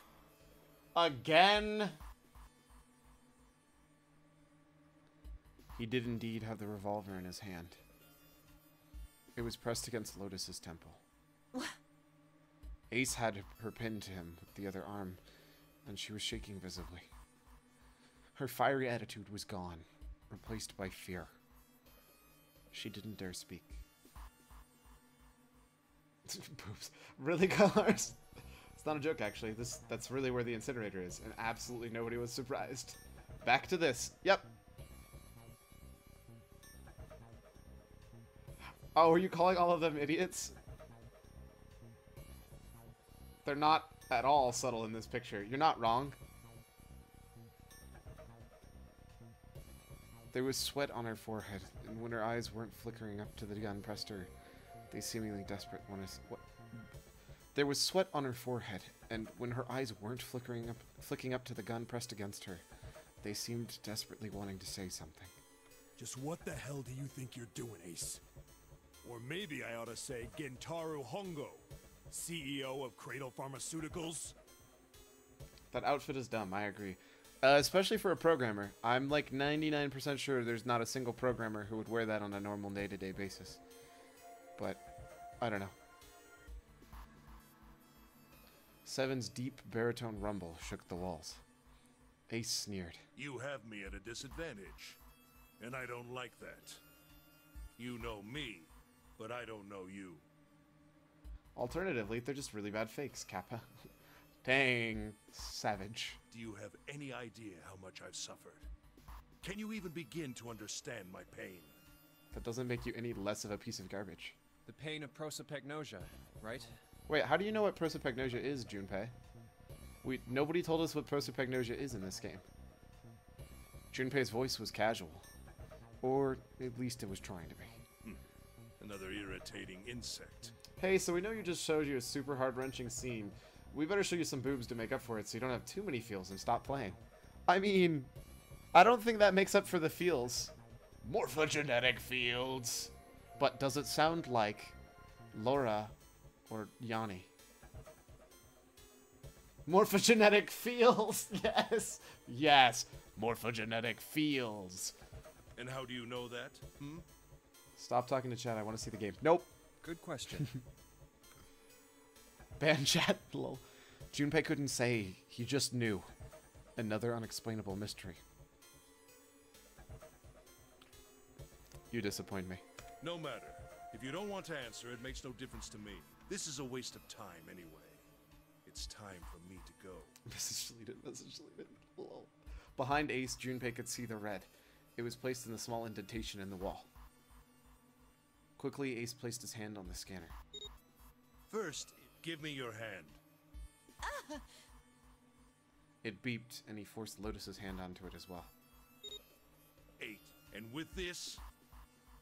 At last, he reached in the pocket of his jacket. He pulled something out and pressed it against the panel. The third asterisk appears on the red. 9. The thing he had used for the final verification was the bracelet with the number 9. The ninth man.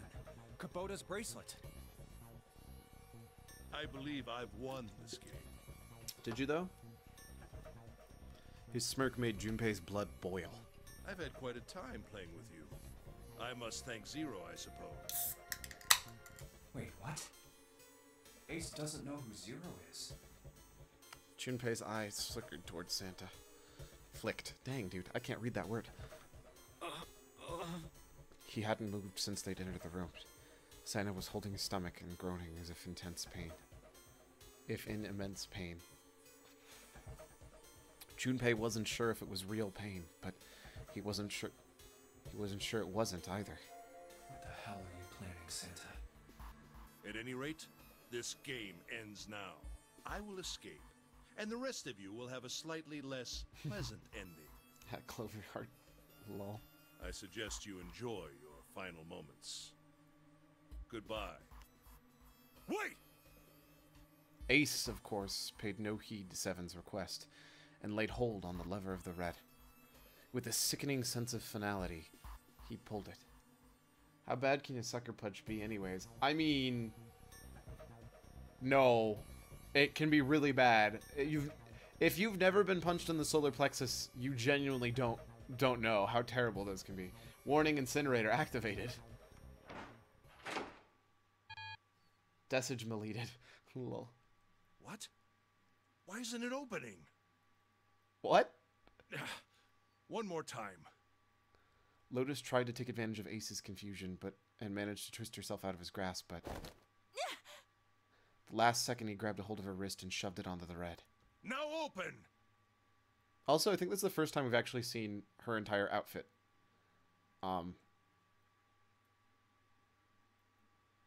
Okay. She's been wearing high heels this entire game. Ow. Strimmer, there's some dirt on your face. Shut up. Shut up. He waved the number 9 bracelet over the red and then his own bracelet as well. He pulled the lever a second time.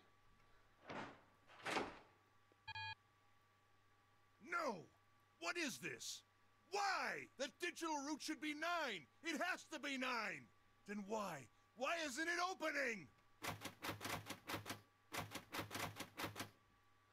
Ace's fury and confusion had overridden all other thoughts. I tease because I love. Sure you do.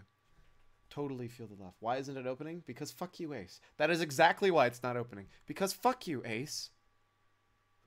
He had set down the revolver. It was just below the red. Now! Seven chose that moment to act. He moved far faster than a man of his bulk should have been able to, and launched that bulk straight at Ace. Am I feeling well? No. First off, this game uses that language, so it's okay right now. There's a mature in the title. But, more importantly, Ace is the biggest pile of garbage that exists in this universe. It was over before they knew it. No! In the blink of an eye, Ace was on the floor. Seven is a huge hero, to be honest. Seven is amazing. He's a fantastic guy. And before the red is programmed to always fail if there's a 1 in it, regardless of the results. That's actually what I think is happening right now. He rolled onto his side, groaning in pain. Ugh. Lotus ran straight for Junpei. She darted around behind him and stuck her head out, making sure to keep Junpei between herself and Ace. Wow! Ace is a bad man? Oh, yeah. 1 or 9, probably. Yeah, probably 1, 9, or 6, actually. Any number of the people who were in there. So probably 1, 9, technically 15, and probably also 11. Also, rude Lotus, right? Wait, I thought June was 6. No, June's 9, but upside down. Cyclone, the baddest. Yes, 7 is just amazing. We're not a meat shield. That is correct. Junpei is not a meat shield. Oh, Please no. that was close. Too close. Thank you, Seven. Don't mention it. Seven stood over Ace, his breathing slow and heavy. Man, it's taking all of his, like, 1 or 6 then. Yeah, I think it's 1. So 1 doesn't work, 9 doesn't. No, so I don't think they ever told us what 9 is supposed to be, because nobody explained as to how that worked. So I don't know. There's a lot of problems. Just one punch ain't enough for this piece of shit. Yes, kick him. After what he did 9 years ago, I ought to rip him to pieces. Please do it. But if a suspect can't talk, they ain't much good. I want to kill him. He was using the 9th man's bracelet, which is a 6th, though, right? No. Well, I don't know. We don't know. There's no official statement. The problem is it doesn't make sense as a 6 either, because he couldn't have opened doors. It's weird. Once he's locked up in a cell, we're gonna have a little chat. 9 years ago? Then you must be... I have no idea what is going on, apparently. I mean, none of us do. Yeah, you finally figured it out, dumbass. Feels good. I mean, you saw how much we still have left of story. Don't worry. There's plenty of explaining that still needs to go on. Ace planted his hands on the floor and shook his head. Junpei walked toward him. He stopped and looked down at Ace, with pity on his face. Ace, you killed Kubota, Nijisaki, and Musashido, didn't you? Wait, Nijisaki? Lots more explanation, and we'll get to see it all today. Yep. He peered at Junpei, genuinely confused. Oh, right. You don't know yet. Because he doesn't see faces. All right. We'll just go through them in order then. Let's start off with Kubota. You talked to Kubota and managed to convince him to go into door 5 alone. You killed him without making it look like you killed him. The way I figure it, you had 4 motives. 1. In the nonary game, the number 9 is dangerous. Whoever had the 9 bracelet could join whatever team they wanted. Adding 9 to any number doesn't change the digital route. Which means you wanted to remove that threat. Which means that 9 could do whatever they wanted. You wanted to remove that threat as soon as possible. 2. You wanted the number 9 bracelet for yourself, so that you could make use of its power. In fact, you did use it in the murder of Nijisaki. 3. Even if his number hadn't been 9, Kubota was a problem. He knew your past. He knew what had happened 9 years before. You needed to silence him before he told any. 4. But last, and perhaps the most disturbing, you used Kubota as a test. You wanted to know how serious this nonary game was. Was it truly life or death, or simply a harmless prank? You convinced him to break the rules so you could see what would happen. That was why you killed Kubota. But he was only the first. Next was Nijisaki. While everyone was off looking for the missing parts for the Reds, you ran into Nijisaki near the big hospital room. However, because of your prosopagnosia, you didn't realize he was Nijisaki. Chiefly because, when you met him, he was dressed like Snake. That was why you thought Nijisaki was Snake.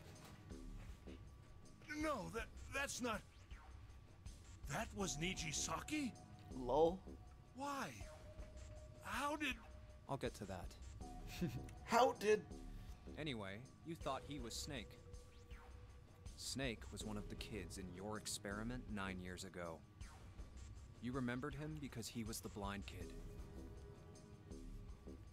Is this really time for all this exposition? We're literally standing in a death trap. Actually, technically speaking, there hasn't been a single voice line stating that the emergency incineration has started at all.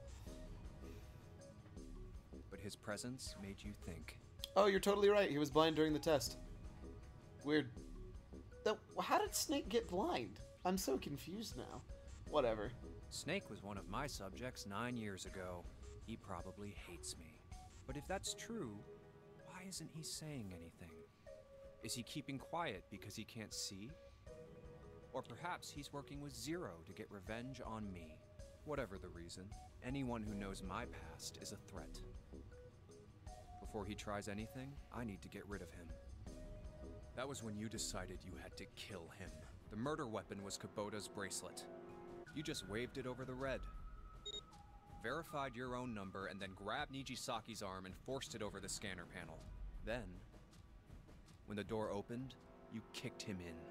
9 seconds later, the door closed. And then 81 seconds passed. And poor Nijisaki was dead. I mean, I still wouldn't call him poor Nijisaki, because he's still also a jerk who participated in setting up Nonary, but whatever. And you mean to say Snake is still alive? Also, Ace, the term blind experiment doesn't mean throw a blind subject in there. Lol. Savage. Sorry to disappoint you, but I'm as good as new. Thank you for killing the wrong man, but I can't say I like knowing that you wanted me dead. That seems fair. Although, to be honest, even if you hadn't tried to kill me, I would still hate you very much. Savage. Well, I wouldn't blame you. Ace's self-derision was frustrating, but Junpei kept his emotions in check and continued. Last but not least, let's talk about Musashido's death. Did he, like, walk in before them and kill him or something? I'm When confused Clover about and that I one. were investigating the chart room, you came over to talk to me. Do you remember what you said? Oh, a pocket watch. Might I take a look at it? Did he disappear with it? I handed it to you, and you left the room. That is what happened. Snake was blind the whole time. I only know random snippets. Yes, Snake's always been blind. He's been blind the whole game and apparently the game before, so I don't actually know how he got blind. You had been in charge of the Nonary project. Of course you would have known the solution to every puzzle, which would mean that you also knew how to get out of the wheelhouse. All you had to do was place the watch in the indentation on the door to unlock it.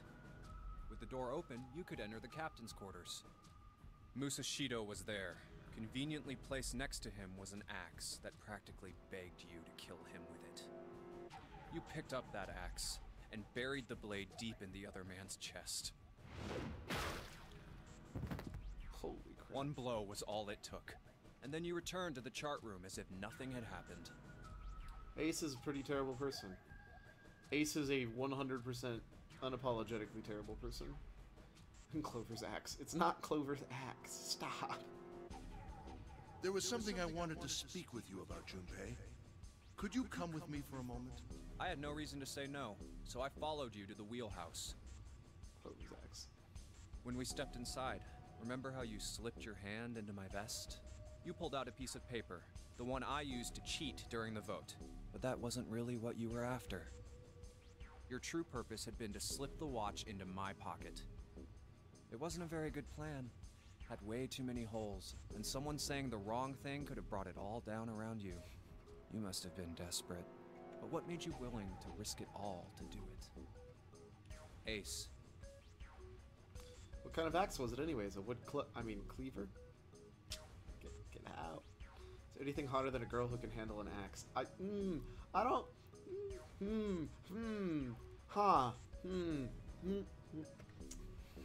We're gonna move on.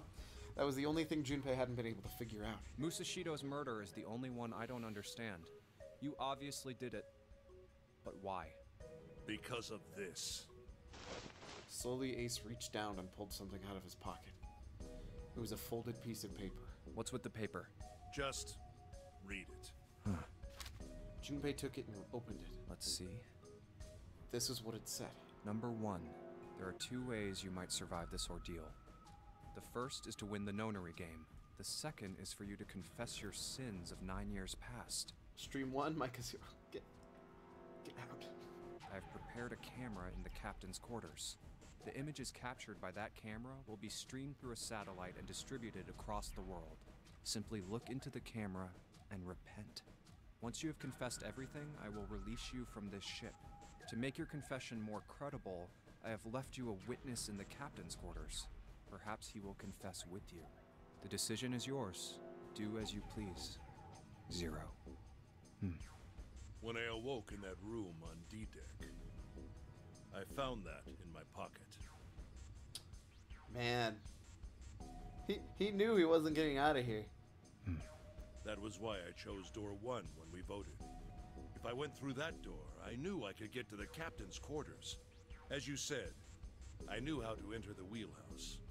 My plan was to find the pocket watch before anyone else. If I could, Then my alibi would be set. At least, that was the plan. Unfortunately for me, you got to it first. Ace literally just wanted to kill everyone else. You're not even wrong. That sleight of hand was the best I could manage on short notice. Murderous troll. You meant to kill him from the beginning then? Musashido, I mean. I only knew Musashido was the witness after I reached the captain's quarters. I asked him, and he answered. He seemed groggy. Perhaps he had only just awoken from sedation. I suppose Nijisaki was in much the same state. He seemed confused and disoriented when I encountered him. But yes, you are correct. I intended to kill him from the beginning, even though I didn't know who he was. There's like no redeeming features for this guy, is there? I proceeded to the captain's quarters in order to remove this so-called witness. Ace had confessed everything. What energy he had left with him with the truth. And he sagged to his knees. Although he had confessed, his sins were not forgiven.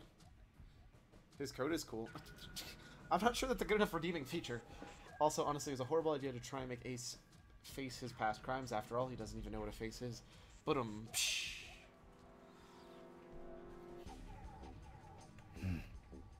June felt revulsion for the pathetic man on the floor near his feet. But among the revulsion was a hint of pity. After all, Ace had not been the only person who murdered those three men. Junpei spoke quietly. Ace, you figured it out, haven't you? You were being manipulated. Yes, so it would seem. Doesn't matter. He's still a piece of garbage. I was little more than a puppet, in many ways. Everywhere I went, everything was already prepared. The Reds in the large hospital room were dismantled. Nijisaki was dressed like Snake. There was an axe in the captain's quarters. Musashido was delirious from the anesthetic, so he couldn't fight back. You didn't have to kill them. Exactly. At the end of the day, it was 100% still his choice. Nijisaki as well. In retrospect, I can't understand how I could have fallen into such a simple trap. But yes, this was a trap. And you deserve to fall into it. It was Zero's trap, and I fell for it, hook, line, and sinker. I did everything he wanted me to do. Yeah, by manipulating you, Zero was able to kill 3 people and keep the blood off his own hands. All of this was revenge for what happened 9 years ago. That's why this nonary game happened. Am I right? Junpei looked over at Santa. As Junpei spoke, he stood up, his legs still shaky. Huh? What the hell are you talking about? I don't know any... Ain't no point trying to play dumb anymore, Santa. Actually, I guess I should call you Aoi Kurashiki, huh?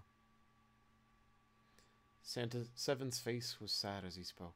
My memory came back to me, kid. You're Aoi Kurashiki, no doubt about it. Never thought I'd be back in this room talking to you. But hey, I guess this was all part of your plan, right? After all, the person who planned the nonary game this time around was Zero, and Zero's you. Looks like you really do have your memories back, huh? Punch him before he does anything stupid. I don't know, the only thing stupid I could see him doing is shooting Ace, and I'll be honest, I'm not sure I'd be mad. Santa's smile was sarcastic and something else. Well, I guess there's no point in hiding it then, huh? Yeah, you got me. I'm Aoi Kurashiki. I was one of the kids in the nonary game 9 years ago. I made it out. So did Snake over there. But there's one thing... No, I guess there's 2 things you got wrong. Number 1, I ain't Zero. What? That's a problem. At the very least, make sure 7 is holding the gun. That is kind of smart. Yes, I would think that would be the thing they should be doing. Wait, what? Sure, I was helping Zero out, but I'm really more of an assistant, like a secretary. Is June actually Zero? But an assistant's only an assistant. I didn't come up with all this. All I did was follow Zero's orders. Then, If you're not Zero, who is? Is it actually Connie? It has to be, right? Calm down there, Junpei. Didn't I say 2 things? You made one more mistake. Junpei, you just said all of this was revenge for what happened 9 years ago. That's why this nonary game happened. But that's not it. Revenge isn't the only purpose. There's another reason you guys are playing the nonary game. To save someone. Save someone? Right. You were brought here to help my sister. To save Akane. What the hell are you talking about? Akane Kurashiki died 9 years ago in this room. I was there. I saw... No. Suddenly, Seven froze. His eyes went as wide as dinner plates, and then he spun toward June. Junpei followed his gaze. What? She was gone. Where June had been, there was nothing. What the hell? Where is she? Where's Akane Kurashiki? Seven began to mumble to himself. A strange series of words strung together as if his mind wasn't functioning properly. His face was twisted with effort, as though he were struggling with something they couldn't see. He gritted his teeth and pressed his hands against the side of his head. Oh, my head! My head, it feels like it's gonna pop. Seven! What the hell is going on? I don't know. I just... Oh! I swear to God, my head feels like it's about to explode! From somewhere far away, they all heard a deep, heavy noise. It sounded like a tremendous wheel slowly beginning to turn. Santa seemed to have entered an almost trance-like state. His words were calm and measured. Warning, incinerator activate. What was the Nonary Project? I'm sure you know already, but I'll tell you one more time. It was a project designed to test a particular phenomenon. And what was that phenomenon? For 2 organisms to communicate with one another in the absence of physical contact. The morphogenetic field theory. Could human beings use these invisible fields to exchange information? Morphogenetic migraine! Where's the morphogenetic aspirin when you need it? That was what this experiment was conducted to determine. There were 2 separate locations. One was the Gigantic, and the other was a building in Nevada called Building Q. The 9 children trapped in Building Q were faced with numerous puzzles, copies of identical ones on the Gigantic. They were told to send their answers into the morphic field set and transmit them to their brothers and sisters on the Gigantic. The transmitters were put in Building Q, and the receivers were put on the Gigantic. Each sibling pair was supposed to be split up, but there was a mistake. Akane was a transmitter. She should have been in Building Q. However, for some reason, she was placed on the Gigantic with the receivers, like me. Perhaps she was mistaken for someone who was supposed to be in Group A. Whatever the case, Akane ended up on the Gigantic. I think I've told you enough. You get it, don't you? I'm pretty sure you know where this is going, Junpei. How'd you know? I'm psychic.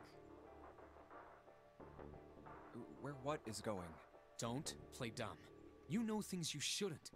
Things you couldn't. How did you know Ace had prosopagnosia? How did you know why Ace wanted to kill Kubota and how Nijisaki was killed? Were you surprised when you found out Ace was Hongo? And what about the coffin Snake was trapped in? You can't play the Nonary games with 8 pairs. Because they're a bunch of nerds. That's how. How the hell did you open it? Well, that's... The answer to that is easy. He knew because I knew. Excuse me? Junpei was receiving the information that I sent to him through the morphic field set. It's simple, really. How do I know the alternate futures, then? Imagine a river that splits in 2, like an upside-down Y. Did we just break the 4th wall? I don't know! Presumably the control building had the other groups of twins. Yes, that was true. The river flows from top to bottom in a single stream into 2 branches. It only flows in one direction and can never flow backward. Information is the same way. It moves from the past to the future, but never flows backwards. This is why people at a river's source in the past will never know about those downstream in the future. But the people downstream will never know about one another either. Information only flows along the path of the river. But I am different. I can manipulate the morphic field set to pluck knowledge from the future. I know what happens on either fork of the river, even though the people on either fork know nothing about one another. Now, who am I? I am I, the 9th letter of the alphabet. But I am also 0. Oh, Jesus. No. That's not true. I'm not really 0. Not yet. Perhaps you can say I am less than 0. 0 is my future. In 9 years, I will be 0. Wait. Where? Also, what did the swap? Where did she go? June. No, Akane. What is going on? Where did you go? Is she like so hardcore that she's morphogenetically talking 9 years in the future? Santa! Why is Clover... Oh, shit. Freeze. Santa's got the gun.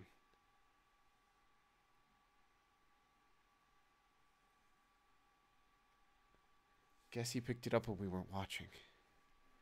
Looks like he turned the tables on Ace. Wonder how he likes having a gun to his head. Get up. Sure isn't about to take that gun off of him for a minute, is he? Ace isn't putting up any kind of fight. I mean, I don't think I would either, but he looks drained. Just shoot him, to be honest. Don't disagree. I guess he's going for the door, huh? He doesn't need to verify through that door, but... Hey, what's your plan, Santa? What are you doing? Taking the gun off him is probably a bad plan, so I agree with the taking it off him for a minute, so that makes sense. He can't get through any of the numbered doors with just 2 people. What the hell is he thinking? Didn't I tell you? I'm Santa Claus. It's time for me to go make a wish come true. Excuse me? That's it? That's all he's gonna give us? Still waiting for the incinerator to activate, to be honest. Not wrong. What the hell does that even mean? Shit, they're out. And now the gate's shut. Looks like the rest of us are stuck in here. They're all looking at me. At least Seven's headache is gone. He seems to be alright. Well, I guess there's no harm in trying. See if the door still opens. Damn. Well, it looks like this door isn't opening anytime soon. Oh, you mean we're trapped? So it would seem. What the hell is Santa trying to do? Oh my gosh. Oh my gosh, what? Have you considered where we are? There can really only be one thing Santa would do now. Why would he kill all the... I'm so confused. No, you can't be serious. What do we do wrong? Oh, but he is. Shit. We've got to do something. Maybe we can still get out through door number 9. There's the red. Yeah, all right, we can do this. I've just got to... No, it's not going to work. There's no way. The 5 of us can't open this door. Is there any combination that'll work? I would assume since he said it's time to save someone, he wants them to figure out how to get past so Akane can get out. You just take the only person out he hates out of the incinerator. Right? I don't know why the only person that got taken out is a person afterwards. Also, thank you, Neo. Hopefully everything will be answered. Junpei, can I borrow your pen and notebook? Sure, why not? I don't think I'm going to need them. Ever again. Well, she certainly looks purposeful. Writing with a marker instead of a pen that we magically have. Looks like she's writing equations. A lot of them. Huh? Oh, man. She doesn't look very happy. What? Hey, no need to be ripping out pages like that. What the hell are you doing, Clover? Give me that! Alright, at least 7 got it away from her. Maybe we can get a look at what she was writing. Let's see.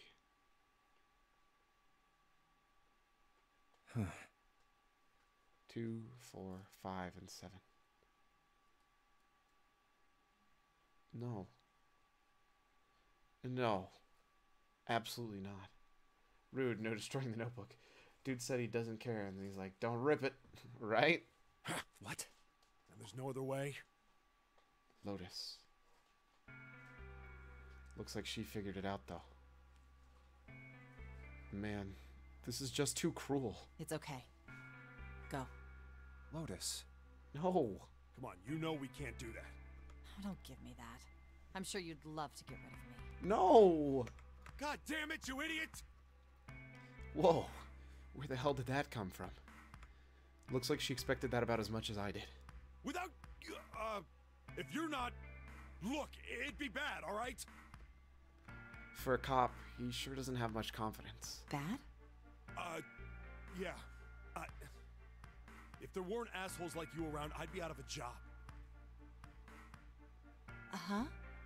Look, I'm just not leaving you behind, alright? End of story. 7. He's right. I'm not leaving you either. Me too. You didn't honestly think I'd abandon you, did you? You're all idiots. Oh. Act as tough as you want, Lotus. We can see you're all about to cry.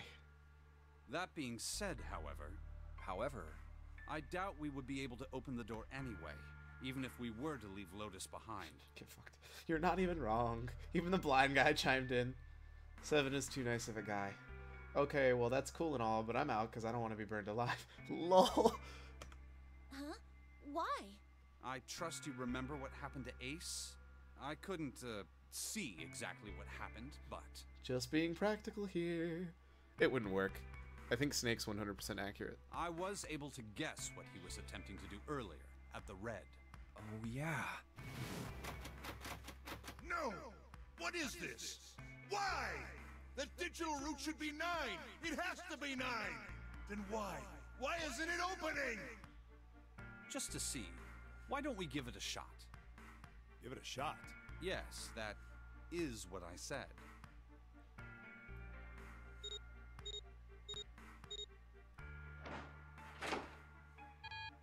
That's what I thought. You were right. It ain't opening. But it did open 9 years ago. The digital route was 9 then, I'm sure of it. You think maybe they changed the settings? Perhaps. Shit. If we can't get through this door, we can't get out. The answer is going to be whatever the digital route -6 is. So I'm guessing the people in the chat could also use a shot right now. Lol. That means it wasn't really hard to figure out what was going on. I mean, it's more than 9 now thanks to the inflation. Cyclone Plus. I'm guessing since the idea is you have to also save Connie, you have to find a number that when you add it to, or when you add 6 to that group. Although I don't know what Connie's number was at the time. The walls are way too high. There's no way in hell we could get to that hole 7 popped out of 9 years ago. All we can do is stand here and stare at this door with a 9 on it. I guess this is it. This is the end. I swear to God. Okay, I was about to flip my desk. I was watching. I had watched everything that was reflected in his eyes. I was listening. Every sound that vibrated in his eardrums, I heard. Smell, taste, touch. I felt everything he felt. I knew. I knew everything about him. What he was thinking, what he was feeling, what he was sensing. Look at the top right. Oh, Kane Miss. Oh my god. You're right. I didn't see that. That's amazing. All of his feelings and worries and fears became mine. My mind, my consciousness was inside of him. Why is she randomly connected to Junpei, though? Because I think she loves him. Through the morphic field set, we were resonant, and we were as one. I was him, and at the same time, I was an observer. It started with a tremendous noise, like a clap of thunder. That was approximately 9 hours ago. A bomb had gone off on the ship we were on. That was when my resonance with him began. My resonant event melted into him, and we became one. Inside of Junpei? How low is your delay colors? Hopefully low. I have it set to low, so preferably it's low, not high. Somehow I found myself in Junpei's mind, 9 years in the future. But I didn't lose myself. I was living in 2 realities at once. One was the present, and the other was the future. About 1 second for me, Cyclones. Dang, that's so good. Oh, that's amazing. I'm so glad. I told you, I set mine to low latency settings. I think it only works for US, though. Perhaps you can think of it as 2 movies showing on the same screen at the same time.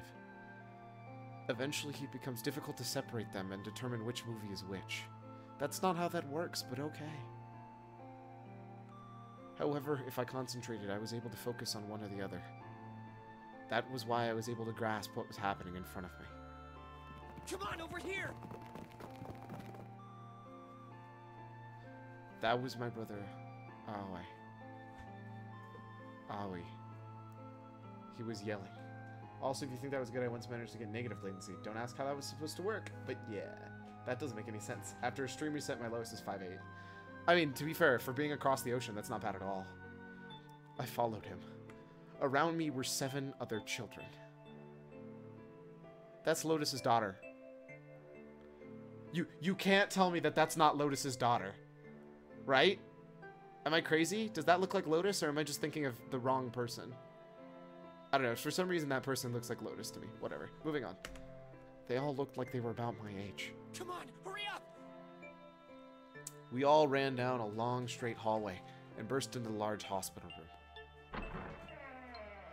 Also, if you think that was... Oh, never mind. Whoop. Everyone was arguing. 2 of the boys got in a fist fight. A girl watching them began to cry. I want to go home, she cried. I want to go home! Another girl slapped the crying girl and glared down at her. It had been 2 hours since the Notary game began. We were starting to fall apart. But just when all hope seemed lost, Light started talking. He was blind. 9 years later, we would call him Snake. Hello, everyone? Could you come over here for a moment? He was older than the most of us, and his voice had authority and dignity. The fights died down, and we gathered around him. I have a little sister. She is very important to me. Right now, she is over in Building Q, and is desperately trying to send information over to me. Her name is Clover, and today is her 9th birthday. Oh, yeah, okay, there you go. There's the canon reason that everybody knows she's 18 now. Clover 18 confirmed. As she spoke, as he spoke, he pulled something from his pocket. In his hand were 9 4-leaf clovers. I was going to give these to her as a birthday present. I was outside picking them when I was abducted. I'm sure I've already told you, but I am blind. For a man who can't see, collecting 9 of a very specific plant is, well, it is difficult. That's a shitty beat. Dang! That's savage! He's 9, what is he gonna do? That's an amazing birthday present that's very thoughtful for somebody who's very, very young. It's about the heart. Not the Clovers, the getting abducted thing. Oh! Okay, that's fair. But my sister means a great deal to me. And I hope that these would show her how much I cared for her. Oh. Since it's her 9th birthday, I thought 9 four-leaf clovers would be appropriate. Oh, Snake's real name is Light. Remember how back and on the earlier games you can get Junpei at least to say, at least we have a light in a certain escape room, in which case Snake acts very surprised. That would be why. That's funny. Happy birthday! Time to desperately solve puzzles, or else die! Yeah, that seems like a terrible birthday. Every one of you has a brother or a sister in Building Q with Clover. For their sake, we have to survive. We have to get off this ship. Do you understand? If we're going to do that, there are 3 things you have to remember. We need trust and love, and we have to have faith in one another. If we can take all 3 of those to heart, then I promise that good luck will come our way. It's the 4-leaf clover.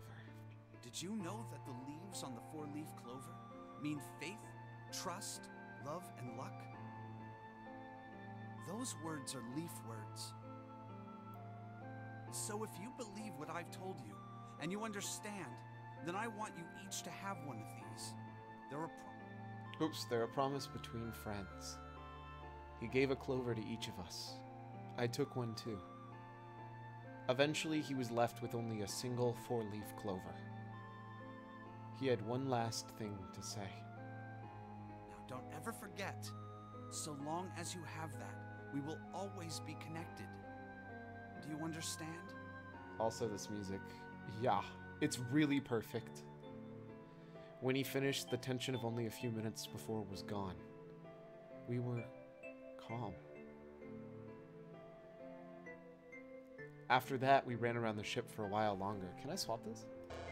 Nope. I wanted to see because it wasn't grayed out for once. And opened several of the numbered doors until we finally found a door with the number 9 on it. In fact, there were 2 doors with the number 9 on them, and we found them in the chapel. We split into 2 groups and walked through the doors.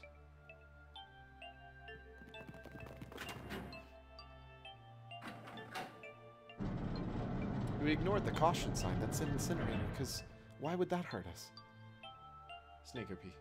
Before long, we all found ourselves in a room with the ceiling that looked upside down funnel. For some reason, this room only had another number 9, but this time, there was only 1. But if there was only 1 door, that meant only 5 people can escape. What are we gonna do? There aren't any other doors! We began to panic. Then, as if things hadn't gotten bad enough,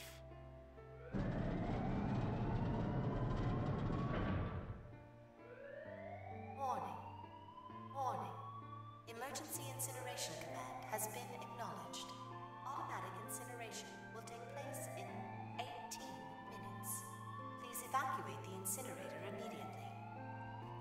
Repeat, emergency incineration command has been acknowledged.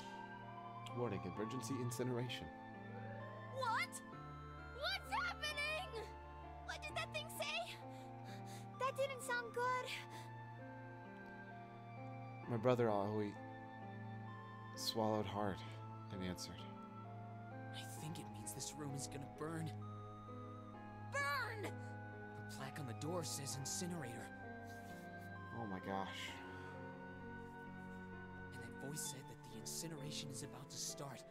And incinerate means to burn. No!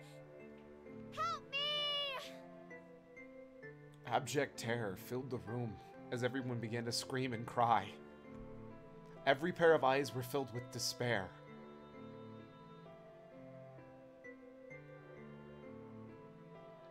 God damn it, Junko. Then, high up on the wall, a door opened and a man appeared. The ultimate despair. But there's the ultimate hope. He was huge, frightening mountain of a man, as large as a bear. 9 years later, we would call him 7. Don't worry, kids. I'm not your enemy. I'm one of the good guys. I'm a detective. I'm here to rescue you. Did someone say despair? Oh, sorry. Let me get that right. Did someone say despair? Nazi evil. I love that. That's a good emote. 7 is the ultimate hope. The rest happened just like 7 said it did. The 4 of us who had stayed behind were saved by 7. We crawled through the vent away from the incinerator and slid down into the hall. We came out on the other side of door 9. On the wall opposite of the door was a set of double doors. We went through those and began to run up the spiral stairs. See, we knew we should have given the gun, right?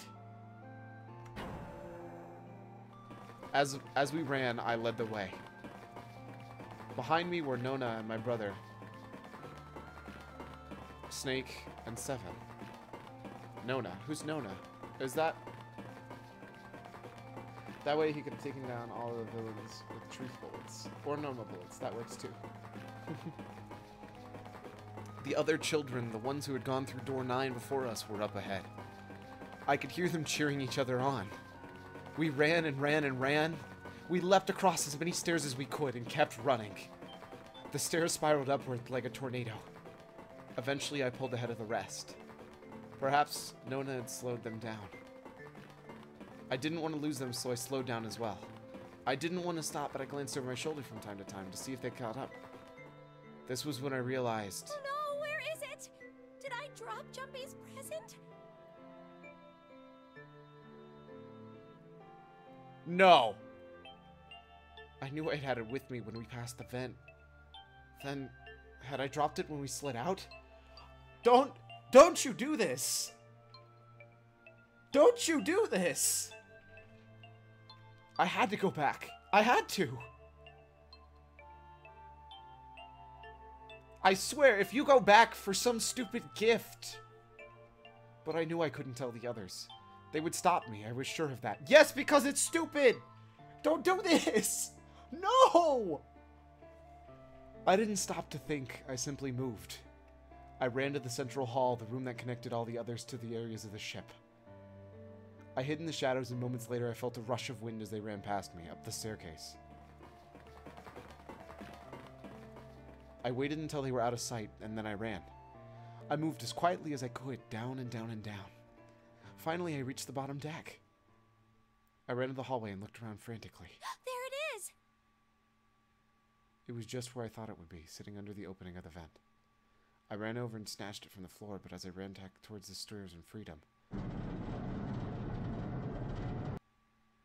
The door to the incinerator opened, and a man stepped out. We need to make a reason to make the player feel more guilty. Okay, but that's dumb. Who would do that? Whatever, let's go for it. To be fair, it's not that different from what happened with Chihiro. At the end of the day, it was nothing we could have done differently, but it still feels the worst. It was hunger. Kentaro Hunger. 9 years later, we would call him Ace. Ah, how wonderful to see you decided to come back. His smile made my blood run cold. It looked mechanical, as if someone had simply pulled up the corners of his mouth. Come with me. We must continue the experiment. How is it like Chihiro?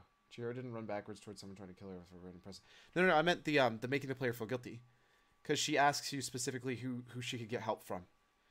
To bulk up. To get fit. To be swole. And you're like, you should go with Mondo.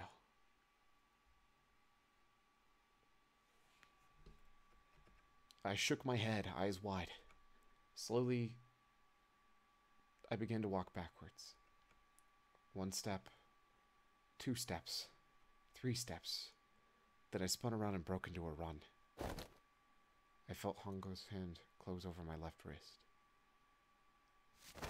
I said, come with me. There was an edge of insanity to his voice now. I pulled as hard as I could. Hey, she's number 5. That's Jumpy's number.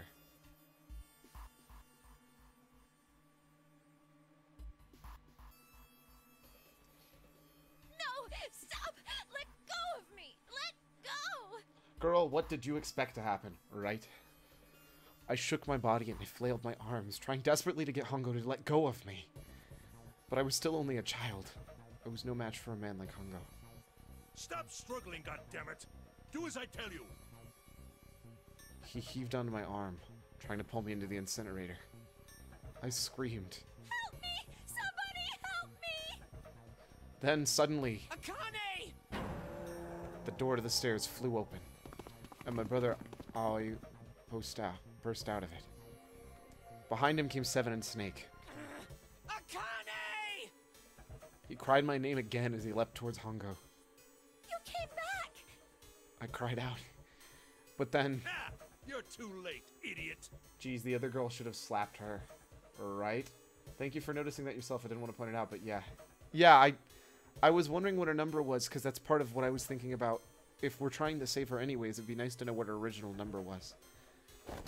Hongo threw his full weight against my arm, pulling us both into the incinerator. The force of it threw me on the floor. I scrambled to my feet and looked towards the number 9 door. Hongo stood between it and me, but behind him I could see my brother, his fists clenched. She could have gotten the rest of them killed too, but how would that save her? I don't know. I don't know. I just want to save her, okay? But those fists never reached Hongo.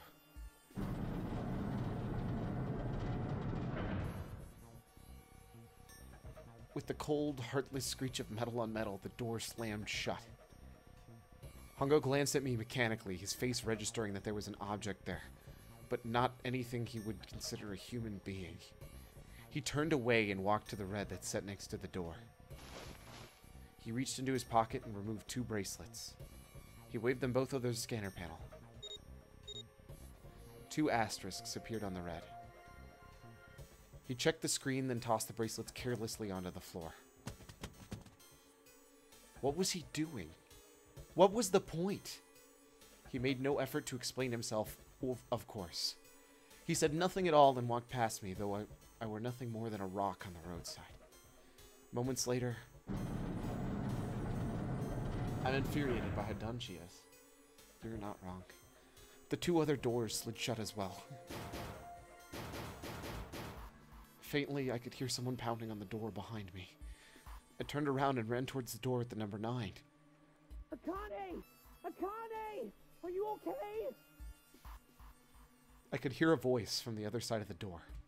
A worried, frightened voice. Help me! My throat was already raw, but I screamed as loud as I could. My voice echoed lonely around the empty room. What should I do? I think I'm trapped in here! Scan your bracelet and pull the lever? Did she just have to scan her wrist? Because if so, I'm so mad. I'm in the exact same boat. I'm pretty sure that's not true, though. There's more to it than that. Thank God. Where's Hongo? He went out the other door! What? Then it started again. Warning. Warning. Emergency Incineration Command has been acknowledged. Incineration will begin in... What the hell? 18 minutes. Why am I Junpei? Evacuate the incinerator immediately. I didn't do that. Stop that. No, stop. Holy shit. Man, I knew what it was going to say, but that was one hell of a creepy voice. I knew it! It's starting. Santa started the incinerator. Fuck! Man, I never thought I'd hear that damn voice again after 9 years. What the hell? What the hell? What in God's name are you talking about? Oh, that's right. She doesn't have any clue what anything is going on. You have to figure out how to get out so she can magically know how to get out from you, because her magic power of stupidity is what connects her to Junpei. No, it's magic power of love, Calaris. God. It's 9... Wait, whoops. It's 9 years this and 9 years that, and when it's not 9 years, it's something you're talking about in some sort of fucking experiments. You aren't making any sense.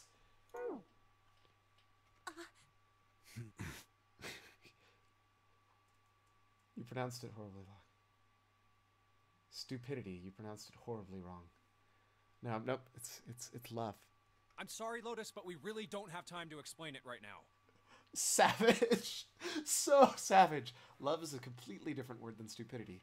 I mean, depends on the person. I promise. I'll tell you everything once we get out of here. But... Incineration. Poor Lotus. Poor Lotus. 17 minutes. You know what that means, right? Incinerate means burn. What kind of idiot do you think I am? I know what incinerate means. Well, god damn it. Okay, fine. Lotus is so done with their shit. So done. I won't ask anything else. Talk about whatever you want. But you have to do something for me. 7. Figure this out. She's like 10,000% done. Yes. What? Why me? Just shut up and stop this thing. How the hell? There has to be some sort of emergency shut-off button. There isn't anything like that. How the hell do you know? Because I looked for it 9 years ago. Yeah. Lotus isn't happy about that. Can't really blame her. Wait.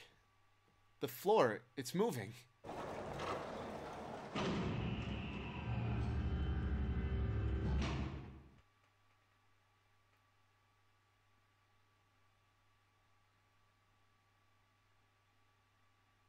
What else can I say about it but... What the hell is that? Exactly. What? What is that? What is that? What else could I say? The floor opened and a machine rose up out of it. It looked like a computer. At least it kind of did. Akane vision. Yep. There was a monitor, a keyboard, and a cross-shaped device of some kind. Something about the machine scared me, but I forced myself to walk up to it.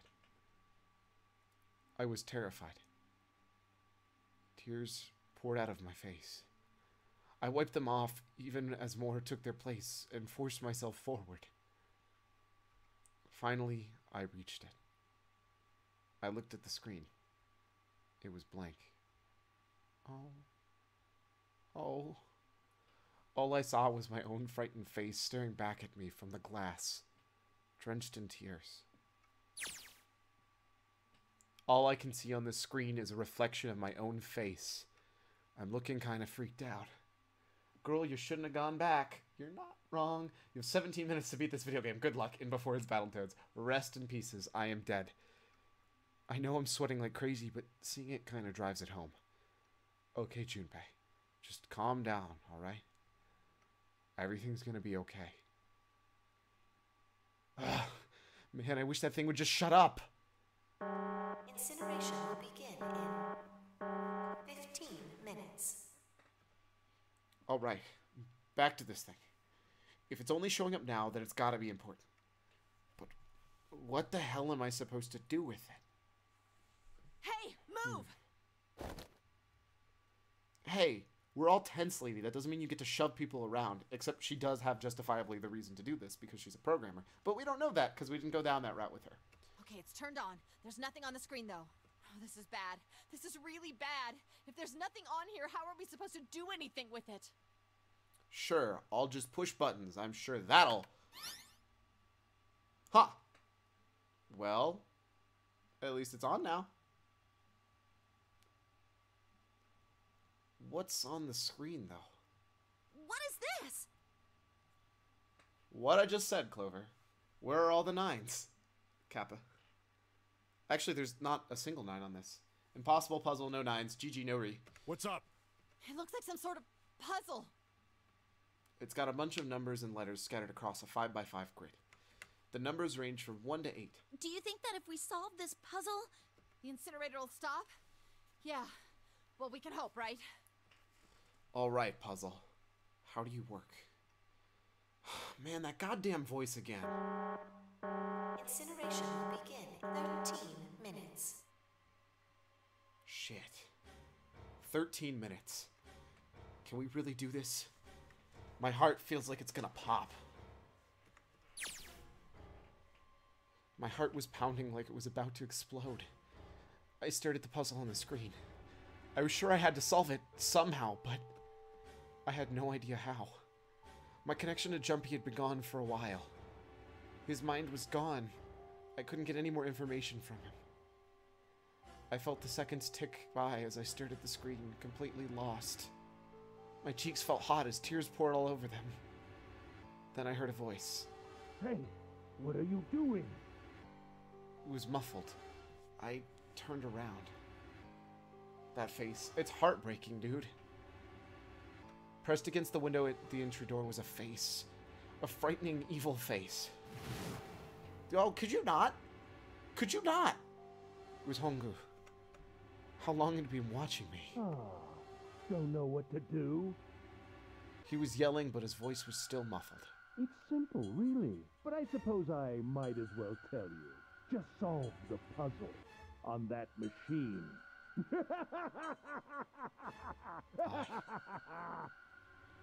His laughter was muffled by the door, but it still tore at my heart like the claws of a vicious monster. I bit my lip and glared at Hongu, struggling to hold back hot tears. Also, rude. Ace, please, you can't watch through a camera feed or something, right? You're a terrible person! I hate you! That's a good quote. Oh my! How could you call a gentleman such as myself a terrible person? That's not very nice. You monster. I'm quite fair. I don't use tricks or play dirty. You see? I've even left you a way out. A way out? Didn't you hear me? All you have to do is solve that puzzle. Do that, and you can stop the incinerator. What's the point of stopping it? You'll only capture me and make me do this all again. I'm not going to listen to you. If you're just going to throw me back in here, I might as well just die now. My goodness, haven't you listened to anything I've said? I told you, I'm a fair man. Huh? If you solve the puzzle, the verification function of the red will in turn activate. If this experiment is to deliver valid results, there must be a chance of success. If you succeed, you will escape. The verification function of the red? Then I remembered. Before Hongo left the room, he scanned 2 bracelets into the red. Ah, so you do remember. Right now there are 2 numbers in the red. The first is 1, and the second is 3. Say, Akane, what's your number? I looked down at my left hand. The face on my bracelet showed a 5. 1 plus 3 plus 5 is 9! I ran to the door with a 9 on it. I grabbed the red and put my hand against the scanner panel. You really aren't one for listening, are you? Rude. I hear Hongo's muffled voice from across the room. I've already told you, didn't I? Once you solve the puzzle, the verification function of the red will activate. Oh yeah, throwing a bunch of kids through all sorts of death experiments is totally fair, right? Super fair. In other words, if you haven't solved the puzzle, you can't enter your number. What kind of fool are you? Fuck off. Why are you doing this? You could never understand. You don't know what it's like to spend every day surrounded by monkeys. Now start the experiment. Solve the puzzle. I'm sorry. What? I can't! I don't know how! Of course you don't. Isn't that the point? You understand, don't you? Access the morphogenetic field and find the solution. I can't! Then you'll die. You'll burn alive. It's gonna be quite hot in there in a few minutes. I imagine it'll be very painful. Yeah, we're not listening to that. His horrible laugh echoed across the room, and even after his face disappeared from the window, I could hear it. Incineration will begin in 10 minutes. Ace, you don't know what it's like to live in the rooms surrounded by monkeys. Then maybe you should get off YouTube, Ace. Savage. I was crying, great gulping sobs broken by hiccups that shook my body. I was terrified. I could feel my fear pressing down on me, like a tremendous weight. Somehow I forced my shaking legs to carry me back to the device. I stared at the monitor. I can't. I just can't. There's no way. I can't figure this out.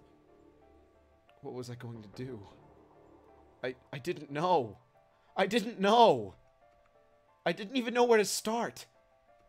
Fear scattered my thoughts, and all I could think of was how I was gonna die.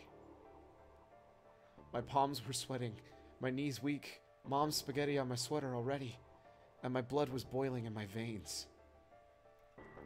It was hot. So hot. I couldn't breathe. I felt dizzy. So the thing is, he didn't actually have to incinerate her. Like, they didn't need to actually die. They just need to think they would based off what they've been told, right? And based off of everything, I think it would have been completely reasonable for them to think that she was definitely going to die. My heart roared in my chest, as if it would pound itself to pieces.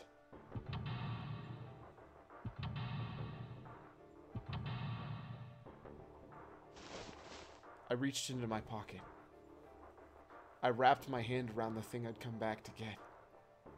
The doll Jumpy had given me. At least I had that. I held it tight with both hands and prayed. Help me! Jumpy! Help me! Like, he could just heat up the room and just be like, well, damn, the experiment didn't work. After the time limit got hit without actually killing her. Help me! Jumpy! Jumpy! Jumpy! Please! Help me! Jumpy! Though I suppose he already kidnapping a bunch of children, so he's not the most moral guy. And he literally couldn't care about killing people. So, I don't think he cares. Jumpy vision. Akane? Akane? Who the hell is Akane? Wait. What do you mean, Akane? You were literally there for the Whatever. Also, why is she appealing to Jumpy instead of her brother? Her connection isn't to her brother. It's to Junpei. Shut up! Just shut the hell up! Seven and Lotus don't understand. I think Clover and Snake have an idea, though. Clover's looking at me. And I think Snake may have figured it out. Why is she connected to Junpei? I don't get it. Don't worry about it. No, it doesn't matter. They're in my way. Where'd she go? Maybe over here. Table flip. Akane! Akane! Can you hear me? Akane! Say something! Fuck!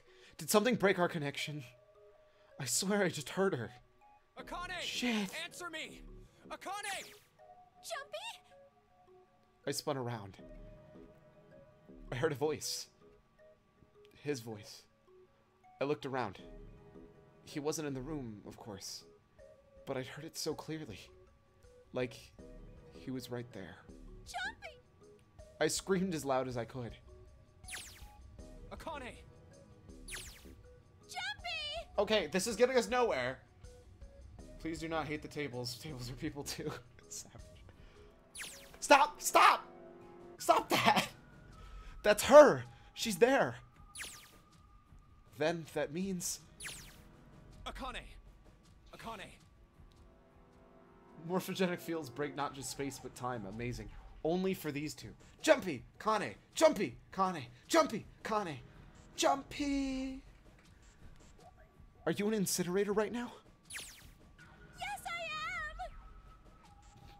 How did you know? I couldn't believe he knew that. Now that I understand what Santa meant. Right. There's only one way to help her. You were brought here to help my sister. To save Akane. Just get a room already. Right? That's what this is for. It's their puzzle room. Get it? Hey. I'm a disappointment. I'm having a hard time taking this seriously at this point. I understand. The morphogenetic field... Morphogenic fields kind of make it... suspension of disbelief. But we'll see. 9 minutes? 7 minutes. Oh. That's not 9. Stop looking at chat and play the game or I'll ban everyone. No you, Cyclone. Lol. Jumpy, we don't have time! As quickly as it could, I told him that we had to solve the puzzle in order to stop the incinerator. Got it! And I do. I get everything now. At last, I finally understand what all of this means. I know why the Nonary Games was held today. I know why we were kidnapped and brought here. It was all for this moment. All of this was planned out to take the lead to this one moment. Oh my god. This is insane. I can't believe it, but there's only one possible answer. June is... Zero is... Akane Kuroshiki is... She recreated the history of the future that she had a glimpse of 9 years ago. She tried to save herself that way 9 years ago. No. She's trying to save herself right now. That means there's only one thing for me to do. Even if this is all some sort of insane plan, I will save her. I will save Akane Kuroshiki. I must save her, no matter what. Incineration will be... I don't care what your timer says. I don't care. Also, blue waves. Woo! The voice reminded me of how much time I had left. Yeah, I know. Just hang on, all right? I promise I'll get you out of there. He looks like an idiot. I'm not gonna let you die. I promise. So don't worry, all right? Just give me a few minutes, okay? Okay. My voice shook as I answered. It was hot in the room. It felt like my heart was on fire. 6 minutes or not, my heart burned with my feelings for him. She's in love with him. Okay, but like, maybe instead. Alright, time to get to work, Junpei. Is Snake talking to them about something? Whatever. It doesn't matter. He could convey to her that she doesn't need to go back for the present. Maybe that would be easier. Shh.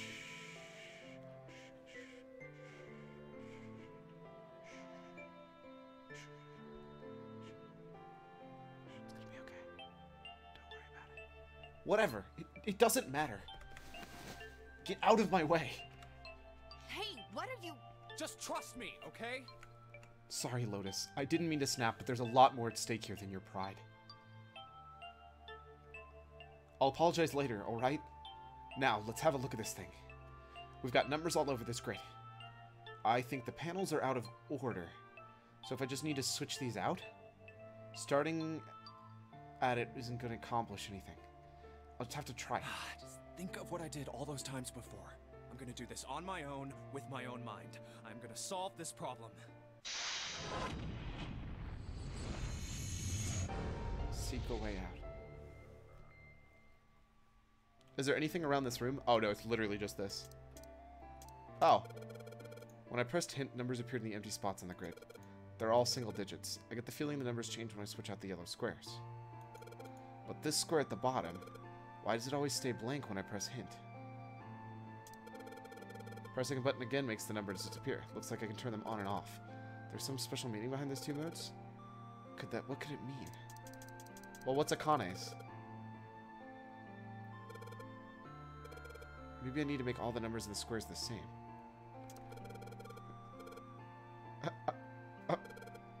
I'm sorry. I'm like trying to just smash through this. When I swap a 3 out with 5, the hint number increases by 2.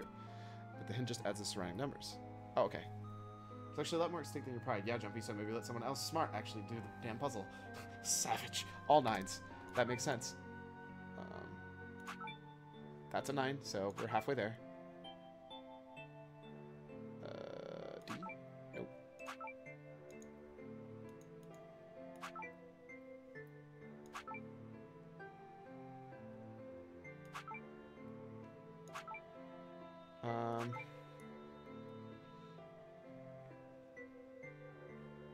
You really need to make everything a 9, don't you? So we should start here, because you can't swap this one out.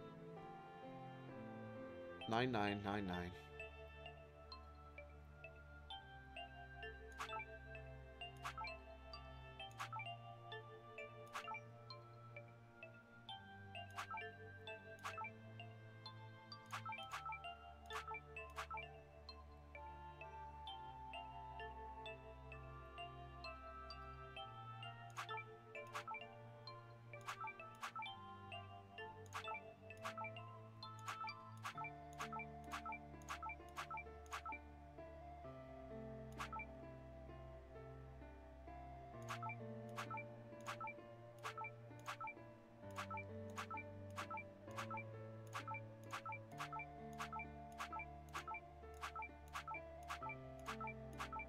That's bad.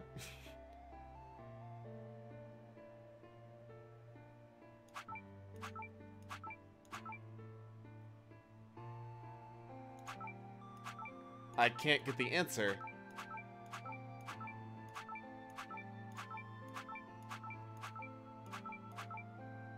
Wait, that's it.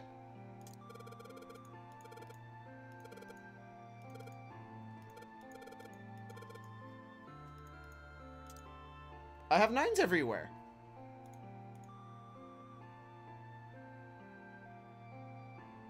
Move camera up, Jovine. Like me? I'm so confused.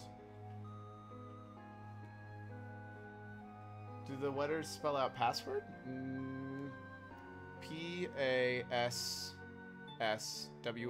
Yes, they do spell out password. Am I supposed to be typing password down here?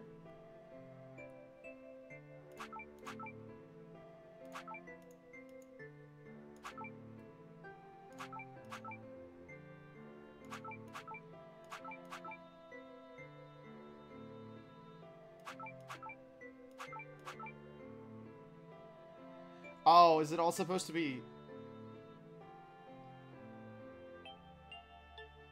What about the switch thing? Oh, I'm so sorry. You meant move the camera up there. Yes, no. It spells password, and there's just a square that does nothing. There's no... Switch just moves where you have them between them. So I'm going to pause it really quick. The switch thing is just a place where the tiles go when they're switched. The words... So there is a password. Am I supposed to just use numbers? Is that the trick? So I have to keep moving numbers around up here until it works properly? I wish I could just swap these.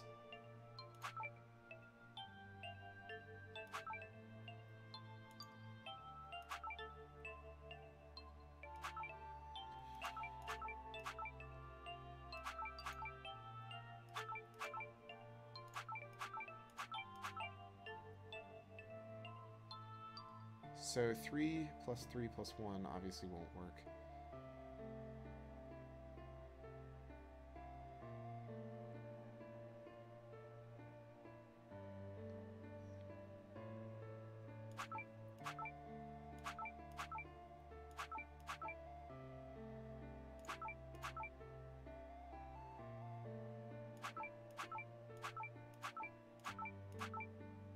Nope. So what numbers do I have? So what paper is for? I need more paper.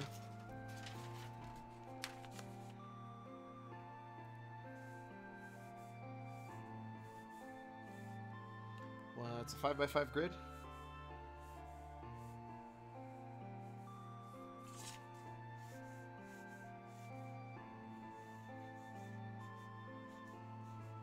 And this one is always going to be 1.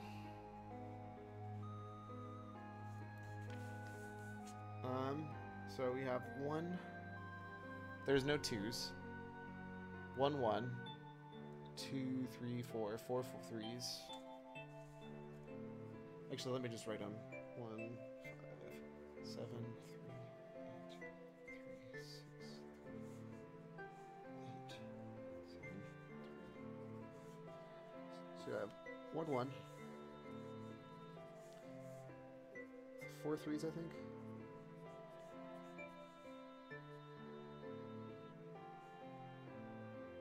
1, 2 5s.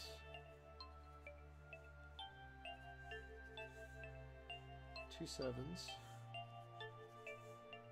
And 2 8s.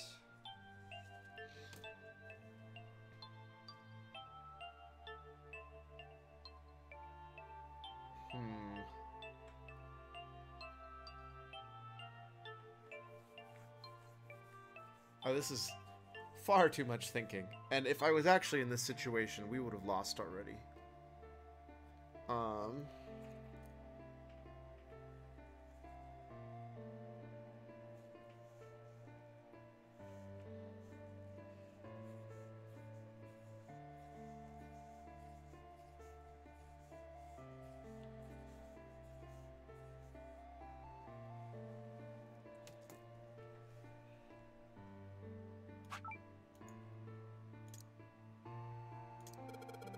Stop! I know.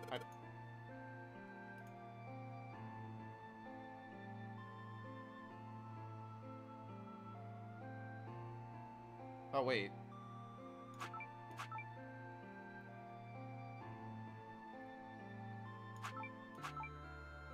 It better not be this simple or I'm gonna feel really dumb. God damn it.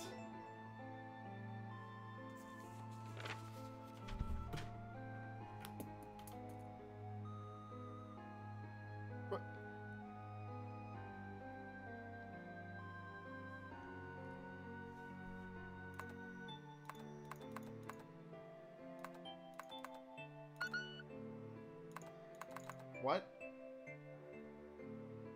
What?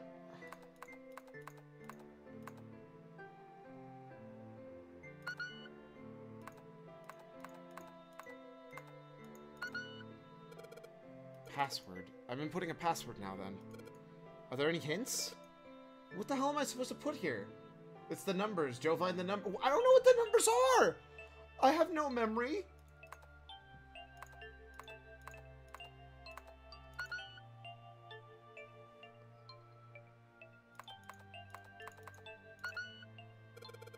The screen appeared after I solved the last puzzle. Maybe the hint was in that one? How do I go back to it?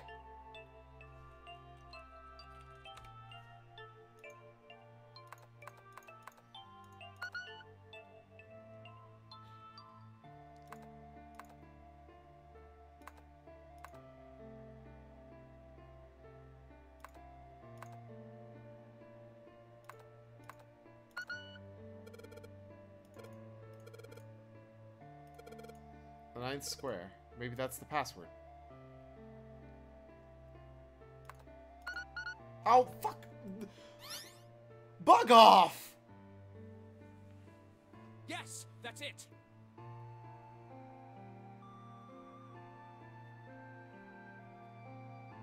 I'm so mad right now. That's weak. Akane, did you get it? Yes, I did! I solved it! I mean, really, you solved it for me, but I copied everything you did! I'm so done with this game right now. Now I just have to press enter! Then what the hell are you waiting for? Push it! Please? Okay, I will! I hit the enter key. Emergency shutdown command has been confirmed. Incineration system has been disabled. 999, brought to you by the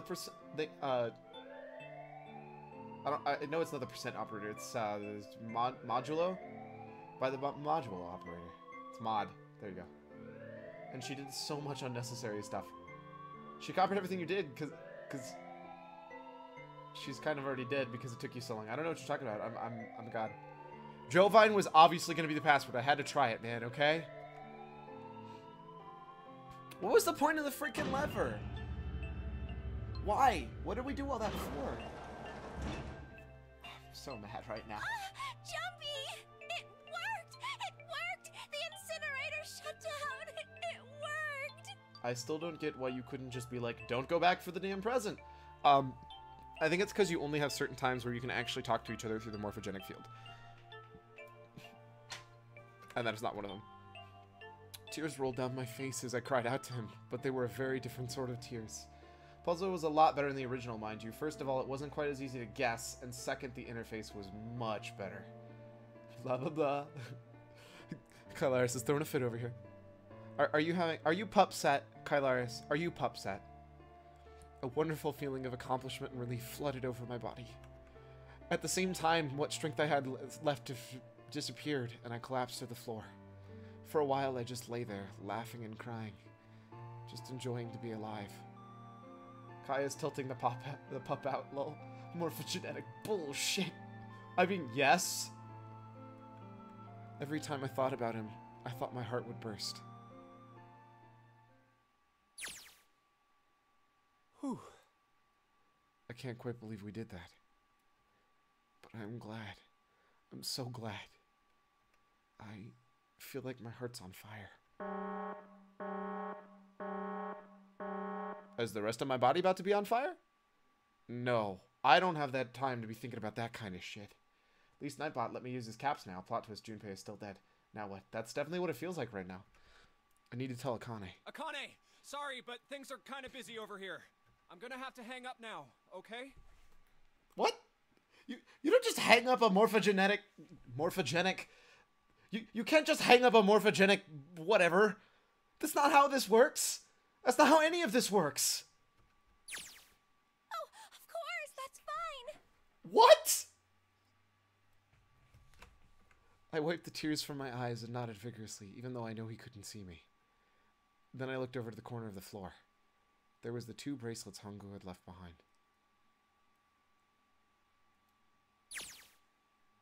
Now. Well, Seven and Lotus don't look particularly happy with me. Sure, I'll talk to you later. Don't forget to pick up your sugar from the store on your way home, honey. Yes. You hang up first. No, you hang up first.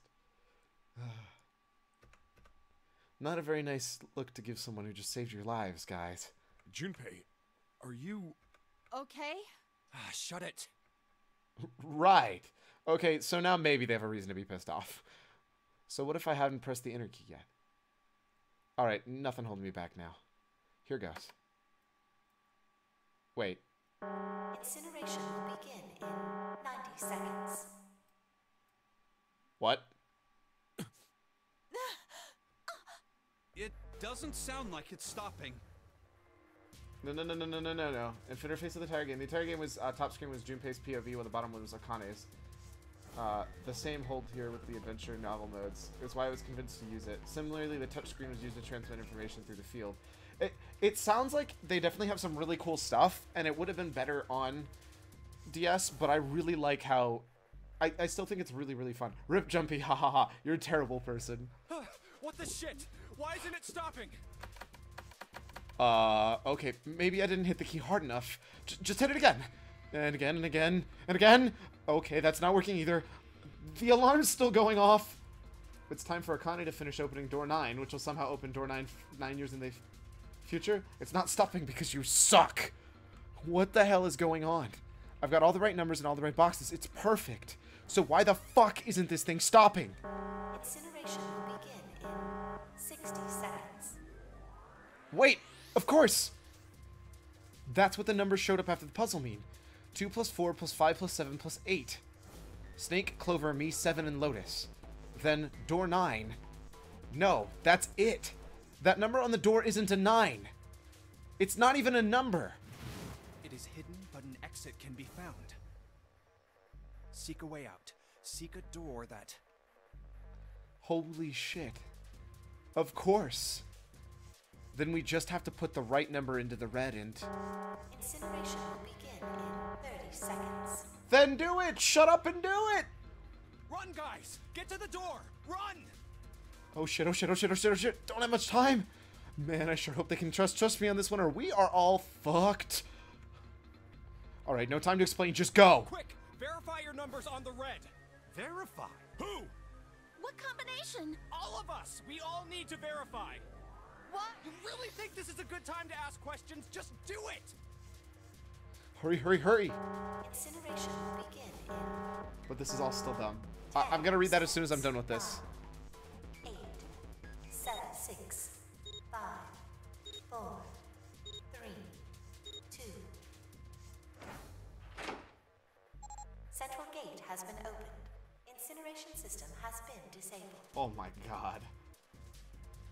First, for the final scene, all of this is finally revealed. Then for the final puzzle, you have to hold the DS upside down.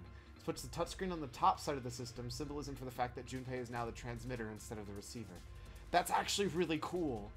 Of course, you can't exactly do that to turn a computer upside down, not to mention they only has one screen, which is why it had to be changed. That's fair. What do you mean it's not a number? It's bracket number bracket, so it's an array with only one number in it? Question mark? It's the 9 array? I don't know. Oh, thank fucking Christ. No, no time to be happy. Time to go. Hurry! We've only got 9 seconds before the door closes. Go, go, go! Come on, guys, move it. Don't ask questions. God, what's wrong with you? He's so mad, of course, but they're like, what the fuck, Junpei? Okay, they're all through it. Move it, Junpei. Just in time. And there goes the door. No, don't calm down yet. You're not done. We still gotta find the dead. Wasn't it right on the other side of the door? I was gonna say. Why is there an octopus on those? Whatever. No time for questions. I was worried those were not gonna disable.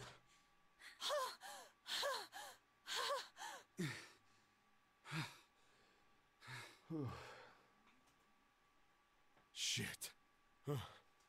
Looks like we made it, huh? Okay, we're supposed to care about these people, but I want to throw Junpei and Akane off a cliff. I get you.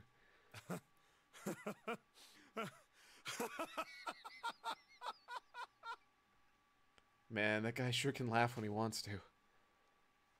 Looks like Clover and Lotus are totally out of energy. Snake is shaking his head warily. I just want to take a nap, but... Akane? Akane! Can you hear me? Akane! I want to tell her we made it. I want to tell her how good I feel. But... nothing.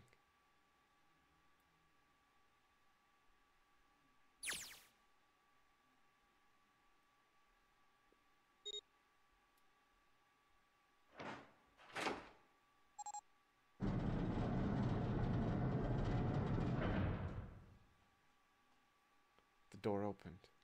Standing in front of it was my brother. Akane!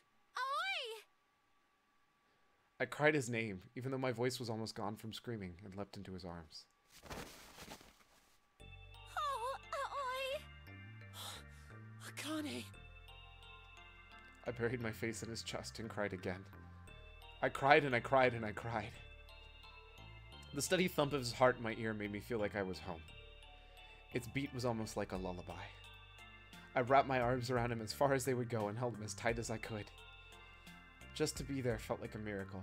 Oh, oi, thanks for nothing. It was all Jumpy for me. The only boy for me. To be fair, that is her brother. The skull in the watch, Monka asked. Wait, what? Oh god, she forgot it. No! No, she didn't grab the other watches! She didn't grab the other watches! No, no, no, no, no! I had felt the warmth of another human body what seemed to be like an eternity. I just wanted to stay there in these arms forever. But I couldn't. The moment passed through the door, my bracelets had begun... Okay, she did grab the other bracelets. Oh, thank God. I leapt away from him and looked around. The door had already closed. I spotted the dead only a short distance away. It took me only a moment to get to it and scan all the bracelets. I left the ones Hongo had dropped in the scanner panel. Oh, I didn't say that. I'm like so confident I never said that. That was it.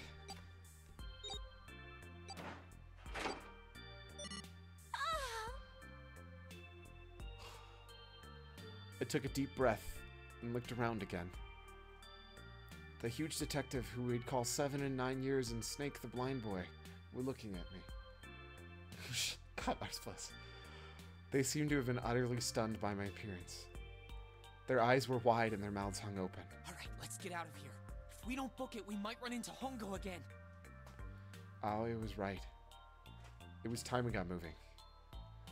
The mention of Hongo seemed to jar Seven and Snake out of their surprise, and they nodded.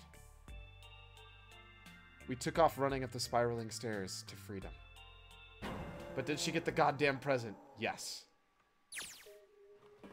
Time for more running. But if we can get us out of here, no wonder we're running so hard. My heart's beating so hard I can barely hear. God, I can't wait to breathe real air again. Huh? Is Seven talking? Hey, Junpei, can I ask you something? Blur. What's up? That door, the one with the 9 on it. Why'd it open? Yeah, all 5 of us verified our numbers on the red. 2 plus 4 plus 5 plus 7 plus 8 is 26. That makes our digital route 8. It shouldn't have opened. That's not like you, Lotus. I thought you would have figured it out already. Huh? Why? Because you were the person who taught me about the idea of bases. Bases? Yeah. What are the 2 numbers in base 2? What? 0 and 1. How about base 10? That goes from 0 to 9, right? And how about base 16? 0 through F. After 9, it starts at A and goes from there. B, C, D, etc. What? You're right. In other words, A in base 16 is 10 in base 10. B is 11, C is 12, D is 13, and so on. It was a G? So, what about it? You don't get it? What if we keep going with that pattern? What if you go way past base 16? Base 26? Yeah. Well, the numerical digits are the same. So I guess you'd add alphabetical digits. E is 14, F is 15, G is 16. No, because they don't add a 16. G isn't in hexadecimal. I know. They're base 27. They're being whatever. H is 17. I is 18. J is 19. K is 20. L is 21. What's M 28? Is 22. N is 23. Yeah, and? What comes after that? Q. Oh, son of a... Are you serious? 26. And what does that mean? There wasn't a 9 on the door. It was a Q. A fucking lowercase q. 7 is just as mad as us. This is the worst. Yep, that's pretty much it. I guess to put it another way, you could say that it was a 9 in base 10, but a Q in base 27. Time for more running. This game sucks ass. Savage. God, my thighs are killing me. Who cares, Junpei? Shut up! I swear, any moment now I'm gonna tear a muscle. I feel like every single cell of my body is dying for air. Damn, every breath I take is a chore now. I feel like my lungs are gonna burst. Maybe just a short rest. No. Can't stop. Don't have time.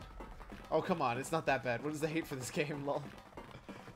It's really, like, cheesy, really, that kind of thing. Well, Q in 40 is 42 in base 64. Also, 26 is 9 in base 17. That was probably base 17. There you go. Come on, legs. There can't be many more of these steps left. Let's run! Run! Like a bullet down a rifled barrel. Like a tornado cutting through a sea of clouds. Oh, this plot twist looks better in the Japanese version. 9 is Q in Japanese, which is the homophone of Q. They had to change the zeros message in the start instead of a letter of a spoken message because of that. Okay, so part of it is, I always forget though, this is in Japanese first, so some stuff just doesn't translate as well. Also, I really should stop talking while they're running. We're gonna finish this.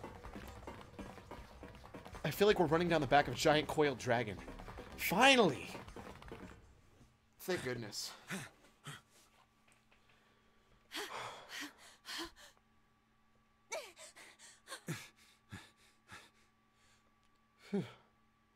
Jesus. I can barely breathe. No, Junpei, no time to rest. Pull yourself together. You're almost there. All right, I'm gonna open it. Yeah. Yes, we're finally here. Please do. Sure, you look like a big heavy door. It's still beyond stupid that there's a fucking Q door. You're not wrong. But you're the only thing standing between me and my freedom. But even more important than that, you're the only thing standing between me and Akane. You're gonna open, and you're gonna open now. Oh, that's bright. Oh, my eyes. Oh, that hurts. I felt a hand on my shoulder. It was always. He gave me a small, reassuring squeeze. I was so happy I felt like I could melt. My heart was at peace. Gag. And not only because my brother and I were back together again. Thanks to the huge detective, all 9 of us who had been kidnapped. We were finally able to escape the gigantic. On the distant horizon, we could see the faint outline of the ship as it sank. Hey, wait a second. We're not on a ship. You want to know why the number on that door is the number Q? What's the name of the building in Nevada? Wasn't it Building Q?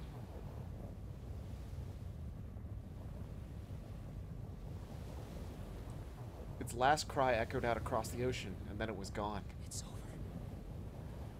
I always whispered. Yeah. It was over. It was finally over. Yeah, they named the building Q because they were using Qs for 9s, which is still dumb. Lol. Or was it? Was it really? No. That was wrong. That wasn't it at all. Time paradox, or did Ace survive the entire ship sinking? I don't know. I was sure of it. This wasn't the end. It was only the beginning. This was only a prologue to what would happen in 9 years.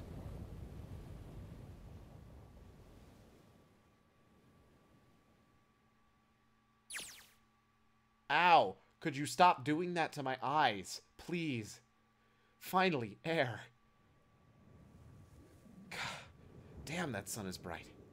I can barely see anything. Huh, I gotta admit, this doesn't look quite like... No Wait. way. No way. You have got to be shitting me. What? It can't... This is... Nevada. I knew it.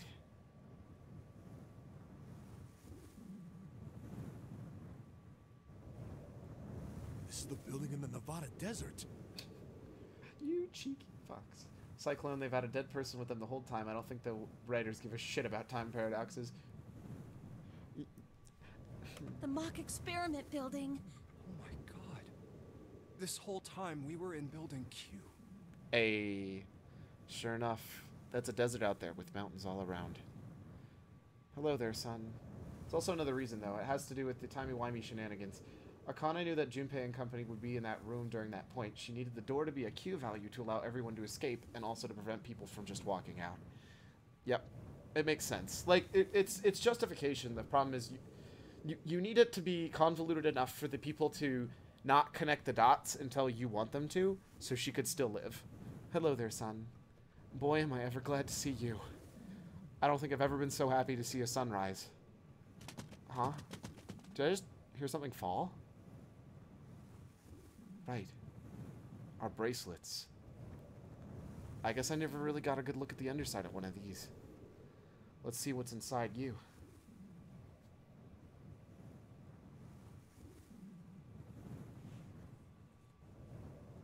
Yeah, we're all dead of dehydration, stupid bot. Just a little electronic chip, just like in an ATM card. That's it. There's nothing else. Nothing that even looks like a detonator. There was never a detonator to begin with. Figures. Akane. Jumpy. Heh.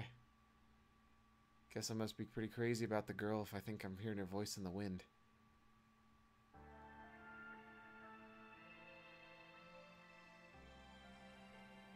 Hello? Hello? What?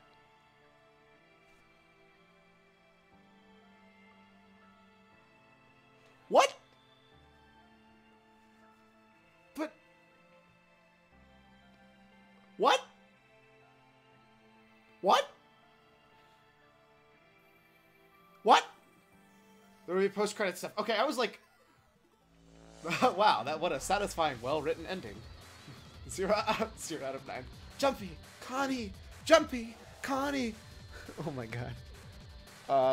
Not to, like, crap on the credits. Can I skip them in any way?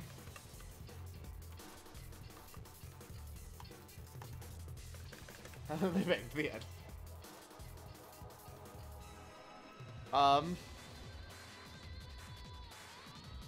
Don't show me that picture. That eye is creepy.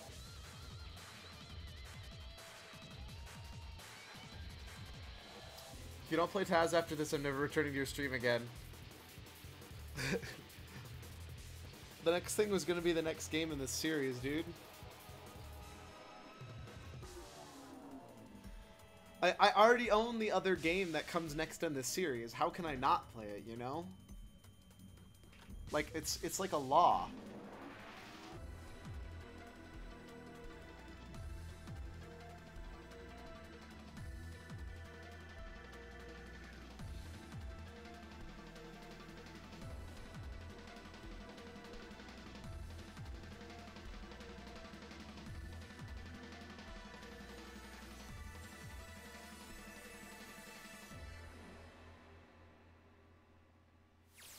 Hey, there we go.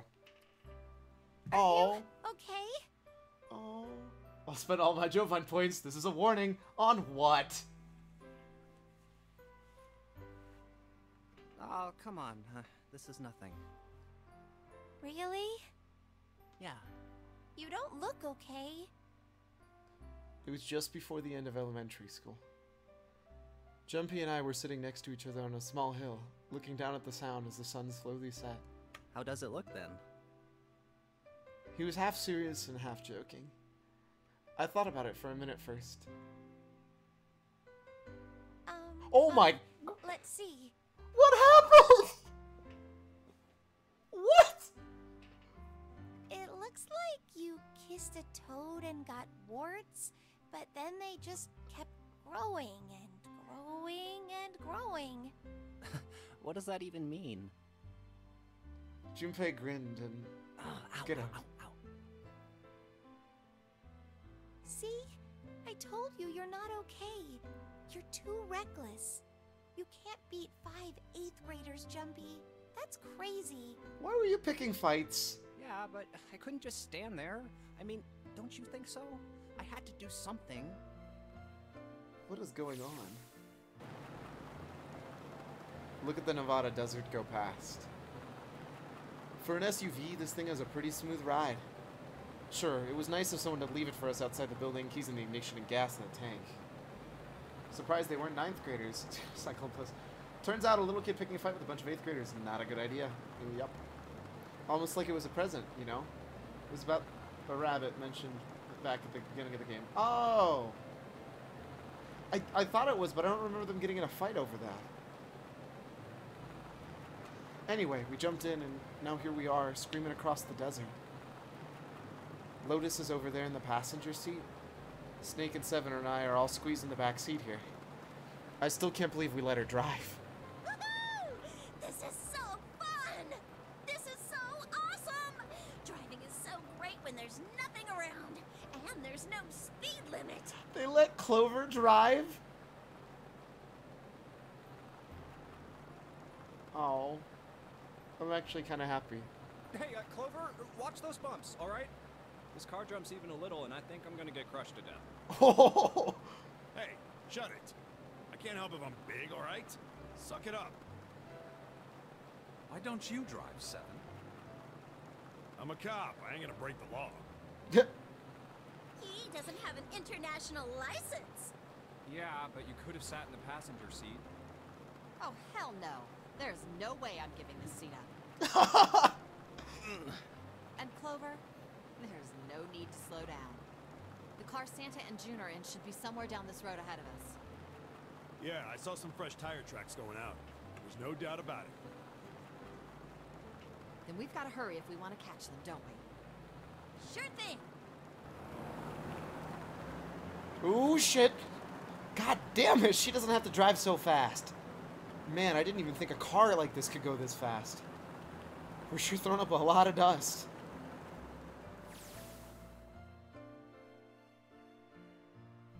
It was a couple hours after we run into the junior high students. They'd been hiding in the bushes at the back of one of the hills, drenching a kitten in gasoline. What the fuck?!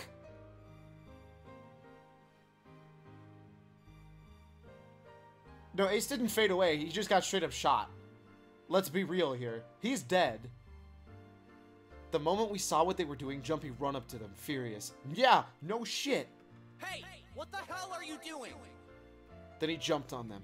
He quickly scooped up the kitten and tossed it to me. I caught it and ran for the police station as fast as I could. Help me! Officer, please! You have to come with me! The policeman and I headed back to the hill. All we found was Jumpy sprawled across the ground with a face covered in big swelling lumps. You couldn't run away after you threw the kitty to me? I asked him.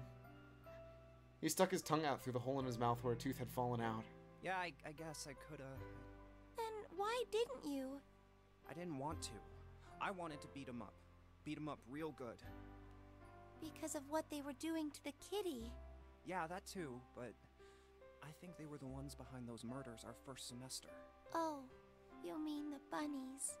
Yeah, the bunnies. He plucked some grass from the ground and tossed it to the wind. They asked me what elementary school I was from, so I told them. And then they said they'd do the same thing to you that they did to the rabbits. I couldn't forgive them for that, so I...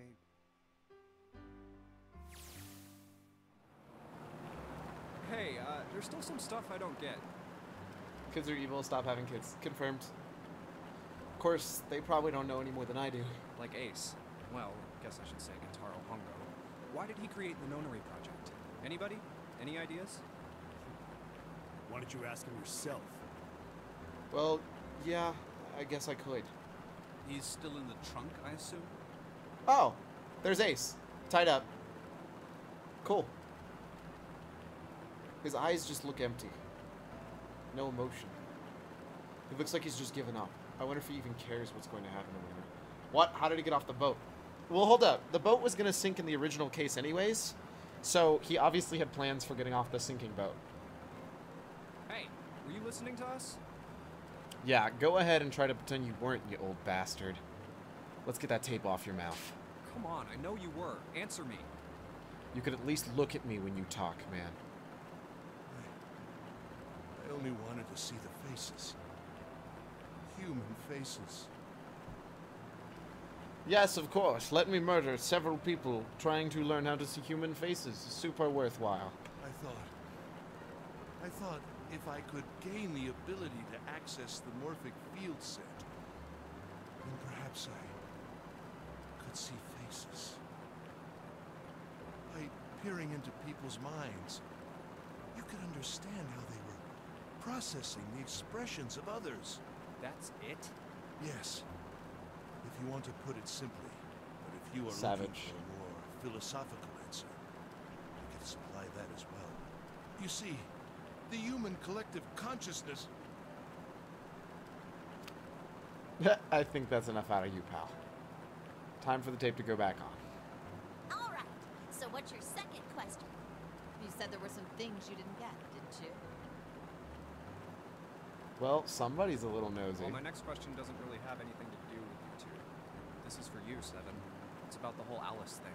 What's the deal with that? Well, see, 9 years ago, after I escaped from the Gigantic, I kept going after Hongo on my own, without catching when I finally slipped up. During the course of my investigations, I learned a lot more about the Gigantic. I also found out about Bourdain and Alice. You're not really answering my question. My magic's experiencing that from the trunk. He deserves it. Was there actually a girl who wouldn't melt at room temperature? These sounds seem like not properly balanced. Sounds like Hongu has something to say. Alright, fine. We'll let you talk, but you gotta behave. Can I, like... I can't. What? Alice doesn't exist.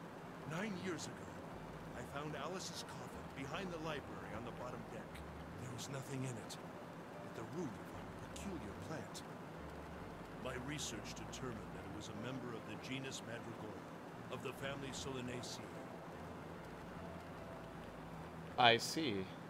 I was able to extract a particular alkaloid from it. I used that extract to create Soapwood. Its creation was a tremendous boon to my firm, and we grew rapidly. Shit, this is gonna go on forever. Tape's going back on, Hongo. The rest of my questions can wait a bit. For now, I think I'll just enjoy the ride.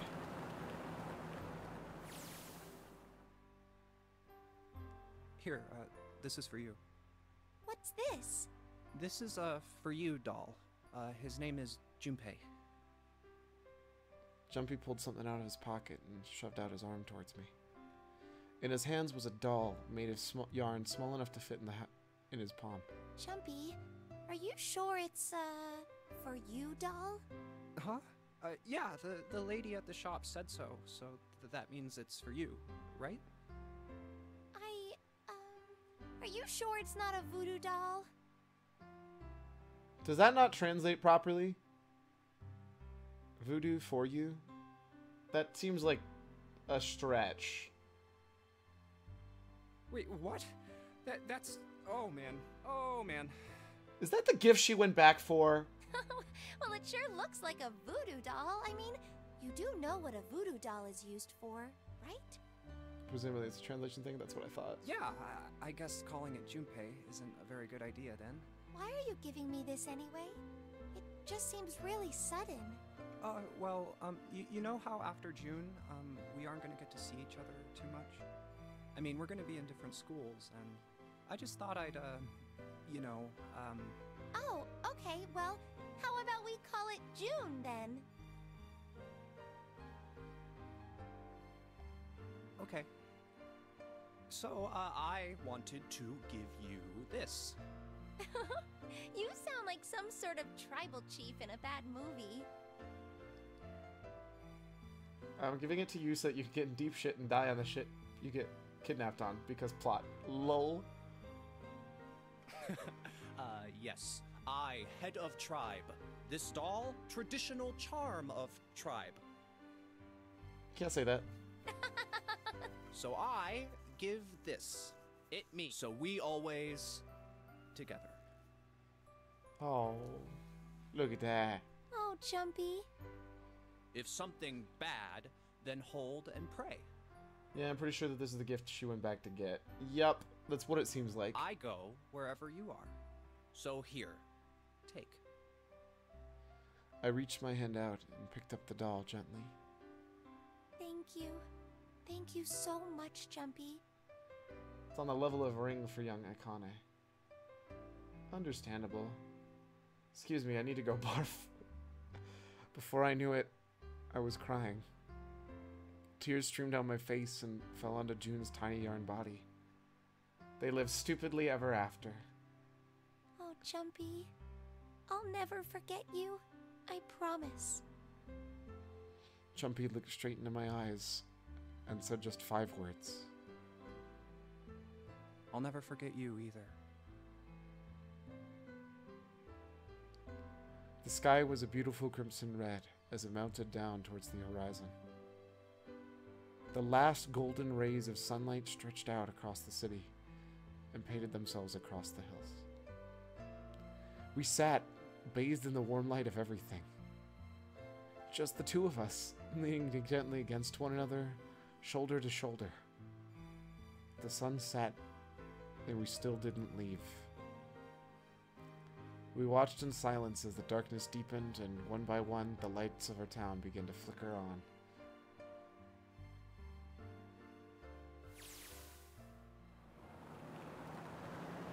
This game is garbage. How could this pathetic fuckboy get Cyclone, get out!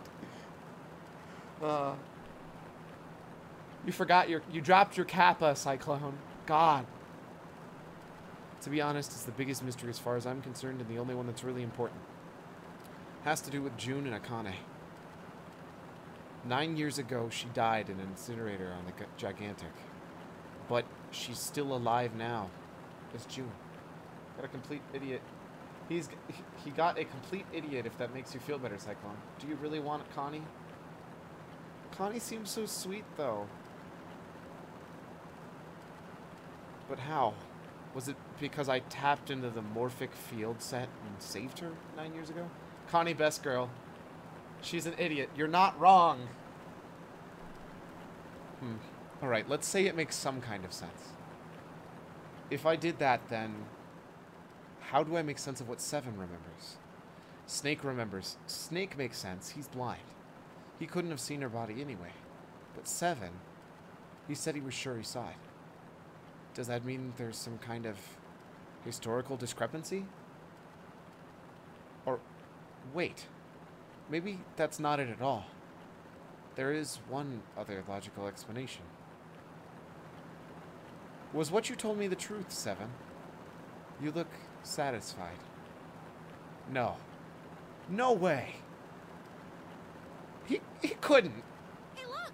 Over there. There's somebody next to the road. Huh? What?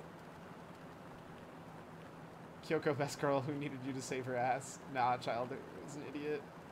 Clover, why can't this girl be a badass? Because children are idiots. That's also factual.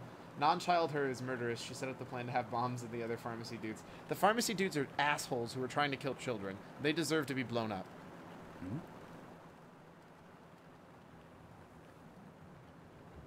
That looks like a leg?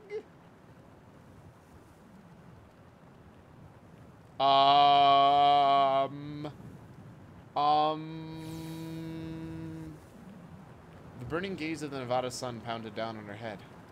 The desert around her rippled with heat. Standing there on that shimmering plain was a woman, her arm out and her thumb up. It would not be long before Junpei realized who she was. Alice.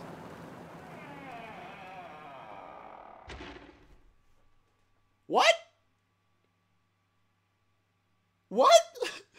What was that? What is that? What?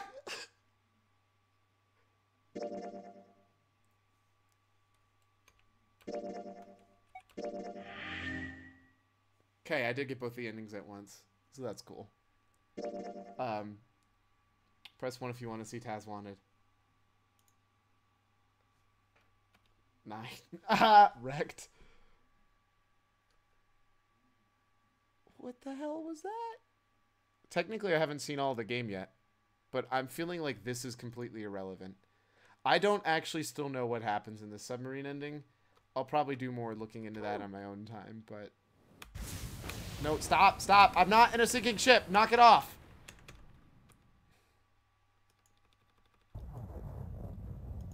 Get me out of here. I can't get out of here. Okay, we're done.